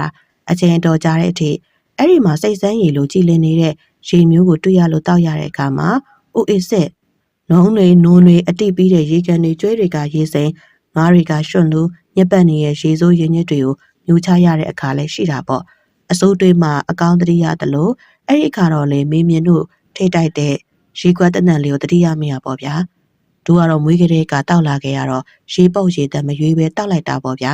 တလိမ့်ဆန်လုပ်ပြီးတော့ရေပုတ်ရေတန်လုံနေသေးတယ်ဟွန်းကျွန်ုပ်မှသာလူရကလာတဲ့ဇယိုင်းငှက်တကောင်ဆိုတော့တဘာဝကိုအဝင်ခွင်ကြဖြစ်နိုင်အောင်အနိုင်စူးစမ်းရပြီတော့တယ်ဒီရေမတောက်ရင်လဲတောက်ရတော့မှာပဲကျတို့ကတော့ဒီယူတွေပဲတောက်တာပဲဗျာဒါတဘာဝပဲလေတလိမ့်ဆန်မှဆိုမှဘယ်ရည်သက်ရှိမှာမလဲအိုးရင်ထဲမှာအေးသွားတာပဲတို့တွေကတော့ရေသက်မှရေသက်ငငယ်ကတောက်ယူဦးတဲ့ကဟာရေသက်မယ်မင်းတို့ခစ်ကြမှာပဲပလတ်စတစ်ဘူးတဲ့ကဟာမှရေသက်ထူးဆန်းမှာပဲကွာငွေကုန်တော်တော်ရှာတဲ့မြို့သားတွေပဲအိုးရေပဲပတ်ဆက်ပေးဝဲတောက်ရတယ်လို့ဒူတော်ပါဆိုရင်ကန်တဲ့အပြည့်တောက်ပါလေဗျာ no very dirty ဒီလိုနဲ့ရပ်ပေါင်းများစွာကြာကျုပ်လဲသူမနဲ့တန်ရောစင်တိတ်တွဲတာနေလို့မခွဲနိုင်မခွာရဖြစ်နေရဲ့ချင်းတနေ့တော့ရွာဇက်ကဝါဝန်းနေတဲ့စပားခင်းနဲ့ကျတို့ကျတူရွေအုပ်ကြီးထိုးဆင်းသွားပြီးစပက်စေးတွေကိုစားကြတယ်အခုတော့ကျုပ်လဲစပက်စေးကိုမမောရနှစ်ချိုက်ရမှန်းသိလာပြီဘဝမှန်လေးဗျာကျင်လဲစွာပဲစားတတ်နေပြီကျတီအုပ်ကြီးကစပက်စေးတွေကိုစားရင်းနဲ့စူညံနေရပေါ့ကျုပ်လဲဖောင်းကားအိဆန်နေတဲ့စပားစေးလေးတွေကိုအပင်မဖြုတ်ပြီးသူမပါဇက်တဲ့ကွန်ပေးနေမိတယ် သူမရဲ့နှုတ်သီးလေးနဲ့ကျုပ်နှုတ်သီးထိကပ်မိလို့ကျုပ်အော်မြင်လိုက်တဲ့သူမရဲ့အတန်ဟာကျုပ်အတွက်နတ်ဆောင်ဂီတတန်လို့နဝင်ပြရန်ရှိပြီးတော့နှုတ်သီးထိတွေ့တကူလုံးချက်သိမ်းမွင်းချင်းထားရပါပြီနဲ့အဲ့ဒီချိန်မှာပဲရုတ်တရက်လူတွေရဲ့စူပေါင်းអော်လိုက်တဲ့အတန်ကြီးကိုကြားလိုက်ရတယ်။ကျေးလောင်နဲ့ကြောတဲ့အတန်ကြီးကြောင့်ကျတို့ကျက်တူရွေးတွေလည်းလန့်ပြန်ပြီးဝုန်းကနေပြန်တက်ပြေးကြတာပေါ့။ဒါပေမဲ့လေးဒီမမဲတွေဟာရှိန်ပြင်းစွာနဲ့တဝီဝီပြေးလာပြီးတော့ကျက်တူရွေးကိုထိမှန်ပါတော့တယ်။ပြင်းထန်လာတဲ့လေးဒီတွေထိမှန်ခံစားရတဲ့ကျက်တူရွေးတွေဟာမြေပြင်ပေါ်ကိုတရှိန်ထိုးပြုတ်ကျကုန်တော့တယ်။ကျတို့နှစ်ဦးလည်းလေးဒီတွေရန်ကလွတ်အောင်ကောင်းကင်ရံကိုမြင့်တဲ့မြင့်အောင်တက်ခဲ့ကြတယ်။ကျမစိုးရဲ့ညှို့ချက်ပဲထင်ပါရဲ့လေးသီးတစ်လုံးကသူမရင်အောင်လေးကိုထိမှန်သွားပါလေရောသူမရဲ့နှုတ်သီးလေးကနေရဲတဲ့သွေးတွေပွက်ခနဲထွက်ကြလာတာမြင်လိုက်ရပြီးသူမဟာညီးတွားတန်တဲ့အတူအောက်ဘက်ကိုထိုးကျသွားပါတယ်ကျုပ်လည်းသူမနောက်ကိုတရှိန်ထိုးပြေးလိုက်မိတယ်လေးသီးတွေကိုလည်းဂရုမထားမိတော့ဘူးလေလက်ခွေးမြေတနေရာကိုသူမဟာပြင်းထန်တဲ့အရှိန်နဲ့ပြုတ်ကျသွားပြီးတော့ဇန်ငင်ဖြစ်နေရှာတယ်ကျုပ်သူနာရောက်တော့သူမကဝေဒနာကိုမချိမဆန်ခံစားနေရင်ကျုပ်ကိုရီဝေတဲ့မျက်လုံးတွေနဲ့ကြည့်ရှာတယ်ကျုပ်ဘလို့ဖြေရပါမလဲဗျာသူမခနာကိုအတောင်ပံတွေနဲ့ပွေ့ဖက်ရင်သူမနှုတ်သီးလေးကိုကျုံနှုတ်သီးနဲ့ပွတ်တက်ရင်းနဲ့ကျုံမျက်ရည်ဖြိုင်ပြားကျနေမိပါတယ်။မကြလိုက်ပါဘူး။သူမကျုပ်ကပြီးပိုင်စွန့်ခွာလို့သွားခဲ့ပြီ။အခုတော့သူမရဲ့ခနာကိုလေးကလေကွင်းပတ်ကြအပ်တွေအလင်းမှာလေးလျောင်းညိမ့်သက်နေပြီပေါ့။ကျုပ်လူတွေကိုတားမုံသွားတယ်။လူတွေကတိတ်ရက်ဆက်ကြပါလားဗျာ။လူတွေကဝမ်းသာအားရနဲ့ကျုပ်တို့ကြက်တူရွေးအသေးတွေကိုလိုက်ကောက်နေကြတယ်။သူတို့ကကျုပ်တို့ရဲ့ခနာကိုတွေကိုစားကြတော့မှာပေါ့။သူတို့ရဲ့ဝမ်းပိုက်တွေကကျတို့တလိမ့်ဆန်တွေရဲ့တင်ញိုင်းကုန်လားဟောဟိုမှာကျက်တူရဲ့နှစ်ကောင်ဟေ့လူတယောက်ကအာရဝန္တာအော်ဟင်းရင်ကျတို့စီကိုပြေးလာတယ်ကျုပ်ကိုလည်းလေးသီးမှန်လို့သေးနေတဲ့ကျက်တူရဲ့အသေးကောင်းလို့ထင်မှာပေါ့လေကျုပ်လည်းသူမကိုနောက်ဆုံးအနေနဲ့နှုတ်ဆက်နှမ်းပေးပြီးကောင်းကင်ရံကိုတောင်းတို့ပြန်တက်တော့တယ်ဟာမသေးသေးဘူးဟာပြန်ဝဲလာတဲ့လေးသီးမမဲတွေကိုကျုပ်ရှောင်ရှားနိုင်ခဲ့တယ်အခုတော့ကျက်တူရဲ့အုပ်ကြီးလည်းမရှိတော့ကောင်းကင်ရံမှာလည်းကျုပ်တကောင်နဲ့နေရခဲ့တော့ချစ်သူရဲ့တလိမ့်ဆန်ဘဝအစာရှာစားရတာမလွယ်ပါလားလို့ကျုပ်သဘောပေါက်မိတယ်။ကျုပ်နဲ့မျိုးနယ်တို့ကျက်တူရွေးတွေဘဝကိုကျုပ်စာနာပြီးတော့တိတ်တနာမိတယ်။အစားတလုံးအတွက်အသက်နဲ့အမြင်ရင်းထားရပါလား။ဒါရလန်းကိုပဲကျုပ်ခက်နေပြန်တန်းလာမိတယ်။အမြင့်ပြန်ငှက်တွေမို့ကျုပ်တို့ဟာနေရာဒေသတွေကိုမှတ်မိတာကအကျင့်ကောင်းတစ်ခုပဲ။ပြန်လိုက်နားလိုက်လူတွေနဲ့ဝေးရလေခွင်းတွေတီးနှံပင်တွေစီမှာဝင်စားလိုက်နဲ့အခုတော့လဲအန်ဒီရဲ့ကိုကြိုတင်ပြင်ဆင်တက်လာပြီလေ။တလိမ့်ဆန်တွေအတွက်လူတွေနဲ့ဝေးရဟာအန်ဒီရဲ့အကင်းဆုံးဆိုတာလေကျုပ်သဘောပေါက်လာမိတယ်။ကျတို့ကျက်တူရွေးတွေအခုလိုကျွေးမွေးယူရခံကြရတာကချွန့်ချက်ပေါ့ဗျာတစ်ဖက်ကပြန်စဉ်းစားရင်တော့အစာဝါးလင်လုံခြုံပေမဲ့လွတ်လပ်ခွင့်တော့ဆုံးရှုံးတာပဲမဟုတ်လားတဘာဝမဟုတ်ပေါ့ဒီလိုနဲ့ပဲကျုပ်လဲကျုံတိုင်းရွာကိုပြန်ရောက်ခဲ့တယ်ဆိုပါတော့ဗျာအမှန်တိုင်းပြောရရင်တော့ကျုပ်ရဲ့ကျမ်းမာရေးကလည်းတိတ်မကောင်းနေမှုဗျအမိုးအကာအောက်အစာတင်ရေးအသက်နေရတဲ့ဘဝကနေရာသီတန်အစာရည်စာရှားပါမှုတန်တွေခံခဲ့ရတော့ကျမ်းမာရေးထိခဲ့ပြီပေါ့လေဒါကြောင့်လဲကျုံတိုင်းရွာကဖေးတွတ်တော်မင်းမြင့်တို့စီမှာပဲကျန်တဲ့ဘဝရဲ့အချိန်တွေကိုအဆုံးသတ်တော့မယ်လို့ဆုံးဖြတ်ပြီးပြန်လာခဲ့တာပဲကျုပ်ကိုဇယိုက်ပြန်ငတ်တကောင်လို့ဆွဆွဲလဲခံယုံမဲလူတွေကိုမုန်းပေမဲ့အခုတော့လူတွေစီပဲနားကိုပြန်လာခဲ့ပြီ哦ဒါလေကျုံတိုင်းရွာကလူတွေကကျုပ်အပေါ်ထားတဲ့ချစ်မြတ်တာကိုယုံကြည်လို့ဆိုပါတော့မောလိုက်တာဗျာအထက်ပါအကြောင်းအရာတွေကရွှေခဲပြောတဲ့စကားအတူကျုပ်ကိုကျွန်ုပ်ကရေးသားထားခြင်းဖြစ်ပါတယ်ရော့ရော့ရှိခဲဒါလေးရေးသားလိုက်ပါအောင်ပြောရတာမောနေပြီပေါ့ဟုတ်ပါဘလောက်တောင်မောလဲမသိဘူးတောက်လိုက်တာတက်ဆက်ဆက်နဲ့နောက်ရက်များမှာရွှေခဲကပိုပြီးပိန်နေလာတယ်အစာလဲတိတ်မဝင်တော့ဘူးကောက်လို့တာနေရတယ်မသေးမြင်ကစိတ်ပူရှာတယ်ခြေလက်ကျမ်းမာရေးမှုလေးကိုနေမျိုးခေါ်ပြတယ်ရွှေခဲကတိတ်ပင်ပန်းနွမ်းနေနေရဲ့ဗျာဒီမှာလိုအရေးသေးနေရတာမဟုတ်ဘဲနဲ့ခီးဝေးကိုပြန်တန်းခဲ့ရတာဆိုတော့ဒဏ်ဖြစ်တာပေါ့ဗျာကောင်းနာကတော့မြိုင်းသားတက်ပြီးတလိမ့်ဆန်စေးကူကန်ကိုပြတာပို့ကောင်းမယ်ဟုတ်ဒီလိုနဲ့ကျွန်ုပ်တို့လည်းစောကြီးလေးကိုကိုကြီးတောင်းကမြိုင်းသားတက်ခဲ့ကြတယ်ရွှေခဲအတွက်ကျွန်ုပ်တို့ကအပူမီတောင်းလောင်နေကြပြီတလိမ့်ဆန်စိတ်ကိုကမ်းမှလည်းကျွန်ုပ်တို့လိုပင်ခွေးများကြောင်များကိုလာပြသူတွေရှိတယ်တလိမ့်ဆန်ချက်တက်တဲ့သူများပင်ဒီလိုနဲ့ကျွန်ုပ်တို့အလှည့်ကိုရောက်တဲ့အခါဆရာဝန်ကရွှေခဲကိုစမ်းသက်တယ်မသိမိမျက်နှာကစိုးရိမ်စိတ်တွေလွှမ်းမိုးနေကြတယ်ဒီချက်တူရေးလေးနာမည်ကဘယ်လိုခေါ်လဲရွှေခဲပါဆရာရွှေခဲကခီးဝေးကိုပြန်တန်းခဲ့ပုံရတယ်ဟုတ်ပါတယ်ဆရာသူချက်တူရေးအုပ်ကြီးတွေ့ရနဲ့လိုက်သွားတာတလားကြာမှပြန်ရောက်လာတယ်ဟုတ်မယ်ဒါကြောင့်သူ့အတောင်ပံတွေကကြွက်သားတွေကပြတ်ထွက်ကုန်တယ်လို့ဖြစ်နေတယ်တိတ်မပြန်မဲနေရကရုတ်တရက်ရက်တော်များများခီးဝေးကိုမယမနာဇက်တိုက်ပြန်လန်းသွားရတော့သူ့အတောင်ပံကြွက်သားတွေပျက်စီးကုန်တဲ့သဘောပဲဗျ။အော်ပြီးတော့သူကရေတက်တက်ကိုတောက်နေကြတောထဲမှာကျတော့ရှုံနေနုံတွေကရေတွေကိုကျုံတယ်လို့တောက်နေရတော့သူ့အစာအိမ်ကတိတ်လက်မခံခြင်းမှုဖြစ်ပုံရတယ် အကျင့်ပေါ့ဗျာကျွန်တော်စေးထိုးပေးလိုက်မယ်အားစီးလဲပေးလိုက်မယ်ဟုတ်ကဲ့ကိစ္စပြီးမှကျွန်တော်တို့လည်းပြန်ရန်စေးကမှထွက်ခဲ့ကြတယ်ရွှေခဲကပို့ပြီးတော့နန်းနေနေတဲ့အောင်လဲပေါ်တက်ရအပြင်မှာရွှေခဲစီကအတန်ထက်လာတယ်ရေးဟဲ့ရေးတဲ့ဘိုက်ကလေးလောက်ပါအောင်ရေးတဲ့ရေခဲမုတ်ဟိုးဒီလောက်ဝေဒနာခံစားနေရတာတော့ရေခဲမုတ်ကိုတတိယသေးသလားတားရဲ့ဟုတ်ပါမသေးမြင်ကငိုတန်းပါလာချေပြီဟဲ့ဘိုက်ကလေးရေခဲမုတ်ဝဲပါဟဲ့ငါစိတ်တွေမကောင်းလိုက်တာဟဲ့ဟုတ်ဒီလိုနဲ့ဘိုက်ကလေးရေခဲမုတ်ဝဲပြီးနောက်ကျွန်ုပ်တို့လည်းလှဲကိုအပြင်းမောင်းပြီးပြန်လာခဲ့တယ်ဟဲ့ဘလို့တော့ဘိုက်ကလေးကရေခဲမုတ်ထုတ်ကိုင်ကငုံမဲဖြစ်နေရှာတယ်မသေးမြင်ကတော့ရွှေခဲကိုရင်ဝင်ထဲမှာဖွေထားကမျက်ရည်တွေကျလာတယ်ထိုမြင်ကွင်းကိုကြည့်ရင်ကျွန်ုပ်ပါမျက်ရည်ကျလာတော့မှမို့ကောင်းငင်ကိုအကြည့်ကိုပြောင်းလိုက်ရတယ်ကောင်းငင်ကပြားလဲနေတယ်တိမ်အုပ်ဖြူတို့ကလေးနေရာကိုလွင့်ပါနေကြတယ်ဒီမိုးကောင်းငင်ထဲမှာမကြမြင့်တဲ့ကာလာကရွှေခဲတို့ကျက်စားခဲ့ကြလိမ့်မယ်ကျင်ပေါ်နဲ့လည်းပျော်ပါမြူးတူးခဲ့ကြလိမ့်မယ်ပရိယေတနာဝမ်းစာအတွက်လည်းကောင်းငင်ရံမှာဝဲပြန်ကမြေပြင်ရှိစကြက်များကိုရှာခဲ့ကြပဲလိမ့်မယ်ရွှေခဲကလူတွေကိုမုန်းခဲ့တယ်အစားတလုံးအတွက်အသက်ဆုံးခဲ့ရတဲ့သူ့မျိုးတူတွေအတွက်တော့လူတွေကိုနှာကြည့်ခဲ့တယ်လူတွေပို့မှလည်းသူတို့အပင်ပန်းခံစိုက်ပျိုးခဲ့ရတဲ့တီးနှံတွေပျက်စီးမယ့်အရေးမှာကာကွယ်ခြင်းဖြစ်တယ်ဒါကိုရွှေခဲနားလည်မယ်မထင်ပါဘူးရွာပြန်ရောက်ခဲ့ပြီးပြုစုနေတဲ့ကြားမှာရွှေခဲကကောင်းစွာရက်မတည်နေနိုင်တော့ပါဘူးကြိုင်လာတဲ့ရွှေခဲမုတ်ကိုတော့အနိုင်ထပြီးကျူးကျူးဆဆစားရှာသေးတယ်စိတ်ရှိလို့သာစားနေပေမဲ့ရကင်းလုံးပလုံးပလောင်မစားနိုင်တော့ပဲဝမ်းနဲ့ရောက်တာကနည်းနည်းနှုတ်သီးမှယူစည်းထွက်ကုန်တာကများနေတယ်မသေးမြင်ကတရှုပ်ရှုံနဲ့ငိုကြွေးနေကြရာဘိုက်ကလေးကလည်းရွှေခဲဖြစ်ကိုကြည့်ပြီးတော့မချိတင်ငယ်ဖြစ်နေရှာတယ်ကျွန်ုပ်ကတလိษံပေါင်းများစွာကိုဇီဝင်ဖြုတ်လာခဲ့သူဖြစ်တယ်ကျွန်ုပ်လက်ချက်နဲ့အသက်ထွက်ကနေဝေဒနာခံစားနေရတဲ့တလိษံပေါင်းများစွာကိုမြင်ခဲ့ရပေါင်းကလည်းရိုးလာကြပြီထိုကများကတော့ကျွန်ုပ်ပြောခဲ့တယ်ယခုတော့တလိษံတကောင်ဖြစ်တဲ့ရွှေခဲအသက်ထွက်ကနေခံစားရပုံမှာကျွန်ုပ်နှလုံးသားကိုစုပ်နေချီးမွမ်းနေတယ်လို့ခံစားရချက်ဆိုးလာပါပြီရွှေခဲကစက်တငငယ်ဖြစ်နေလေပြီးတော့မကြမီမှာဇီဝင်ပြတ်တော်မှန်ကျွန်ုပ်နဲ့ဘိုက်ကလေးရိမ့်မိကြပြီမသေးမင်ကထိုးဖြစ်ကိုရိမ့်မိဟမတူဘူးရွှေခဲတလူညာလူညံ့စော်နဲ့ပတ်သက်နေရှာတယ်ဘိုက်ကလေးကရွှေခဲကိုတွေ့ကြည့်နေရမှအိနာပိုးကိုလှုပ်ကနေထသွားတယ်သူပြန်ထွက်လာတော့သူ့လက်ထဲမှာဓမ္မတစ်ကြောင်ကိုင်းလျက်သားဘိုက်ကလေးကရွှေခဲနားထိုင်ချလိုက်တယ်သူ့လက်ထဲမှာဓာတ်အောင်မြင်တော့မသိမြင်လန့်သွားတယ်ကျွန်ုပ်ကတော့မအံ့ဩတော့ဘူးဘိုက်ကလေးရဲ့ရည်ရွယ်ချက်ကိုသိရှိပြီမဟုတ်ပါလားဒီကနေ့ဝေဒနာရဲ့နှိမ့်ဆက်မှုကိုမချိမဆန့်ခံစားနေရမယ်ဆိုမြမြအသက်ထွက်သွားနိုင်အောင်ကိုညီပေးလိုက်ချင်တာကကျွန်ုပ်တို့လိုမုံဆိုးများရဲ့ဆန္ဒပဲဟေးဘိုက်ကလေးဓာကြီးနဲ့ဘာလို့မလို့လဲသူမြမြတည်သွားရအောင်မသူဝေဒနာခံစားနေရတာကိုကျွန်တော်မကြည့်ရတော့ဘူးဗျာဘိုက်ကလေးနဲ့မသိမြင်လို့ရဲ့စကားများကြားလို့ထင်တယ်ရွှေခဲကမျက်စိများပွင့်လာကနှုတ်သီးမှတက်လွတ်လို့ပြောရှာတယ်ဥဖိုက်ကျုပ်ကိုမတက်ပါနဲ့ကျုပ်လေတည်ရဲ့ထီဥဖိုက်တို့ဖိတို့ဘီမြင်တို့နဲ့ပဲနေသွားပါရစေနော်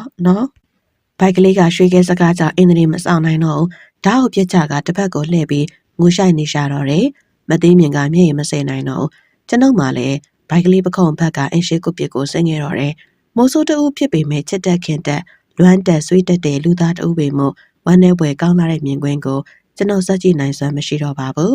ကျွန်ုပ်နဲ့ဘိုက်ကလေးလည်းကုပစ်ပေါ်မှာအထိပ်ပင်မဲ့တိတ်ဆိတ်စွာနဲ့ထိုင်နေမိကြတယ်ရင်တွင်းမှာတော့ပူဆွေးတော့ကပြားပါဓာတ်တို့ဖြင့်မိတောင်နေကြတယ်ညနေဆောင်လောက်အရောက်မှာတော့အိမ်ပေါ်မှာမသေးမြင်ရဲ့ဝမ်းပန်းတနဲ့အော်ဟင်ငိုကြွေးလိုက်တန်ကိုစိတ်မချမ်းမြေစွာကျွန်ုပ်တို့ကြားလိုက်ရတယ်အမလေးသားရဲ့အမေတို့ခွဲသားပြီလားကွယ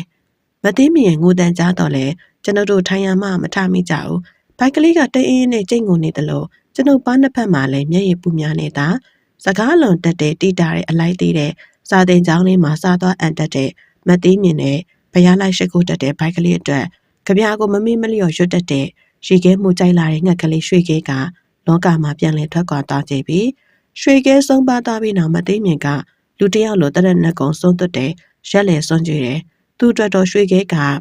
သူ့ရဲ့သားလူသားတူပင်တလိษံမဟုတ်ပါဘူးသားရေရွှေခဲရေအမြကွယ်အကျဉ်စားဖက်သူအကျဉ်ဟာအကြောင်းပေါင်းတင်လို့ကျုံနှမ်းရွာကိုအလဲရောက်ခဲ့သည်ဆိုရင်ကျုံနှမ်းရွာအနောက်ဘက်ထန်ကုန်းတုတ်တံမှာသူ့သားရဲ့အုပ်ကိုရှိကြောင်မသိမြင်ကပြောပြပါလိမ့်မယ်တင်တို့အချိန်ရမည်ဆိုပါကသူ့သားရဲ့လိမ္မာရေးချရှိပုံတို့ကိုမမောရန်ပြောပြပေးလိမ့်မယ်ထိုကတင်တို့က၎င်းမှာလိမ္မာရေးချရှိလာတဲ့ကျတူရွေးလေးတစ်ကောင်ဖြစ်ကြောင်းသာကြိုတင်သိထားကြပါကုန်ကျုံနှမ်းရွာနောက်ဘက်ခန်ကုန်းတုတ်တံရှိတစ်ခုသောကူတီးသေးလေးတစ်ခုစီကိုလူသုံးက20အချိန်မှရောက်လာလေရှိတယ်။သူ သူတို့ဘသူတွေဖြစ်မှာကိုကျွန်တော်ပြောစရာလိုတော့မှမထင်ဘူးရွှေခဲပေးခဲ့တဲ့အလွမ်းကကျွန်တော်တို့မိသားစုလေးမှာရွှေခဲပေးခဲ့တဲ့အလွမ်းကကျွန်တော်တို့မိသားစုလေးမှာဒီတသက်ဖြစ်ပြည်နိုင်တော့မှမထင်ပါဘူးဒီနေ့ကံမကောင်းပါလားပရိသတ်များရှင်နောက်ရက်တွေမှာလည်းကျမတို့ရဲ့ channel ကနေဇလံကောင်းများစွာကိုတင်ဆက်ပေးသွားမှာဖြစ်ပါတယ်အခုလိုမျိုးအားပေးနားဆင်တဲ့အတွက်လည်းကျေးဇူးများကြီးတင်ပါတယ်ရှင်